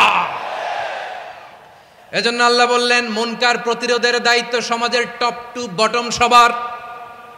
পুরো উম্মার দায়িত্ব, সরকার প্রধানের দায়িত্ব, প্রতিটি ফ্যামিলির প্রধান বাবার দায়িত্ব। বিশ্বনবী বললেন প্রতিটি সচেতন মুসলিমের দায়িত্ব। এজন্য মুনকার প্রতিরোধ করার দরকার আছে না নাই? সমাজে এই যে ইফটিজিং হয়, আপনার বোনের বয়সী একটা মেয়েকে কিছু বকাটে টিটকারি করে, এই বলে সেই বলে, নোংরা কথা বলে, রাস্তায় দেখেও আপনি পাশ দিয়ে না দেখার মতো চলে যান কেন? আপনি দাঁড়ান না কেন? আপনি দাঁড়ালেই তো থেমে যাবে। কারণ সত্যের যে শক্তি, তার সামনে মিথ্যা মুখ থুবড়ে পড়ে। আপনার সামনে ও কিছুই না, নাথিং। আপনি দাঁড়ান, ওকে প্রশ্ন করেন যে আমার বোনকে তুমি ডিস্টার্ব করো কেন? আপনাকে দেখে আরো 5 জন দাঁড়াবে। পাঁচজনকে দেখে আরো 10 জন দাঁড়াবে। আমাদের নীরবতা আর আমাদের নিশ্চুপ থাকাই জালিমদেরকে আরো শক্তিশালী জালিম বানিয়েছে। এজন্য মুনকার প্রতিরোধের দায়িত্ব আমাদের সবার। টেন্ডারবাজি, চাঁদাবাজি, দুর্নীতি, অপরাধ, দখলদারিত্ব, মজুদদারি, এগুলো সব কিছু একসাথে প্রতিরোধ করতে হবে, ঠিক কিনা বলেন? একটা মানবিক সমাজ যদি চাই, প্রতিরোধ করতে হবে। প্রিয় ভাইয়েরা, আল্লাহর শপথ নিয়ে বলি, এই নাসিহাতগুলো সবার জন্য, সব দলের জন্য, সব মতের মানুষের জন্য। আমরা কোনো দলের প্রতি মানুষকে ডাকি না, আমরা ডাকি ইসলামের দিকে। সব দলের, সব মতের, সব মানুষদেরকে আমরা আহ্বান জানাই, আসুন আমরা একটা সুন্দর সমাজ বিনির্মাণ করি। এই যে নতুন বাংলাদেশের এক সুযোগ এসেছে, আর জীবনে হয়তো আসবে না, সামনের 100 বছর এই সময় আসবে না। আসুন দেশটাকে আমরা সাজাই, আসুন আমরা দুর্নীতি বন্ধ করি, আসুন আমরা চাঁদাবাজি বন্ধ করি, আসুন আমরা দখলদারিত্ব বন্ধ করি, আসুন আমরা এক দল আরেক দলকে নিশ্চিহ্ন করার যে রাজনীতি, এটা বন্ধ করি। সব দলের প্রতি আমার আহ্বান। আমি কিছুদিন আগে একটা নিউজ দেখলাম, ওই যে লন্ডনে বসে জনাব তারেক রহমান সাহেবকে আমি ধন্যবাদ দিতে চাই। উনি সংবাদ শোনা মাত্রই ওনার দলের অনেক চাঁদাবাজকে উনি বহিষ্কার করেছেন। I do appreciate. প্রতিটি দলের এরকম ইনিশিয়েটিভ নেওয়ার দরকার আছে না নাই? যে কোনো দলে এই প্র্যাকটিসটা থাকার দরকার আছে না নাই? চাঁদাবাজদের সাথে আপনারা নিজেদেরকে মুক্ত ঘোষণা করবেন যে এরা আমার দলের কর্মী হতে পারে না। আমরা চাঁদাবাজ মুক্ত বাংলাদেশ চাই, জুলুম মুক্ত বাংলাদেশ চাই, ফ্যাসিজম মুক্ত বাংলাদেশ চাই, গুণ খুন খারাপি মুক্ত বাংলাদেশ চাই। আমরা নতুন ভোরের বাংলাদেশ চাই। ওই বাংলাদেশ পাওয়ার জন্য মুনকার প্রতিরোধে, অন্যায় প্রতিরোধে যদি বাঘের বাচ্চার মতো, আবু সাইদের মতো 2 হাত উঁচু করে বুককে টান টান করে প্রসারিত করে দাঁড়াতে হয়, রাজি আছো মুসলমান? কারা কারা রাজি? আল্লাহকে হাত দেখিয়ে প্রতিজ্ঞা করো।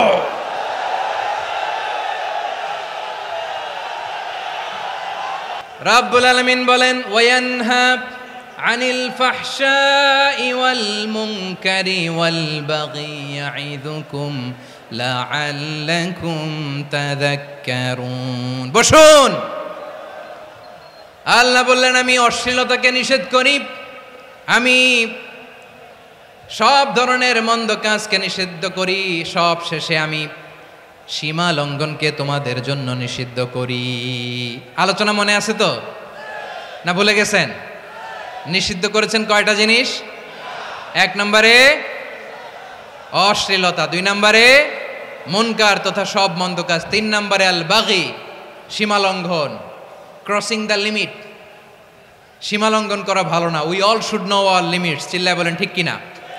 একই আয়াতে আল্লাহ বললেন, কুল ইন্নামা حرم ربي الفواحش ما ظهر منها وما بطن والإثم والبغي بغير الحق। অন্যায় ভাবে যে অবাধ্য হয়, যে সীমা লঙ্ঘন করে, তাদেরকেও আমি এটা হারাম করে দিলাম। সীমা লঙ্ঘন করা হারাম, সীমা লঙ্ঘন করা হারাম। আল্লাহ বারবার আমাদেরকে ওয়ার্নিং দেয়। যখন আমরা থামি না তখন আল্লাহ ধরে, আর যখন ধরে তখন ছাড়ে না। ধরে না, ধরলে আল্লাহ। ফেরাউনকে কিন্তু হুট করে ধরে নাই, আপনারা জানেন 9 বার ওয়ার্নিং দিয়েছে। ফেরাউনকে আল্লাহ তাআলা ওয়ার্নিং দিয়েছিল কয়বার? বীর চট্টলার বীর সেনানীরা আওয়াজ করে বলেন, ফেরাউনকে ধরার আগে ওয়ার্নিং দেওয়া হয়েছিল কয়টা? রব্বুল আলামিন বলেন, ওয়ালাকাদ আতাইনা মূসা 9 আয়াতিন বাইয়িনাত। 9টা মুআজিজা দেখিয়েছি।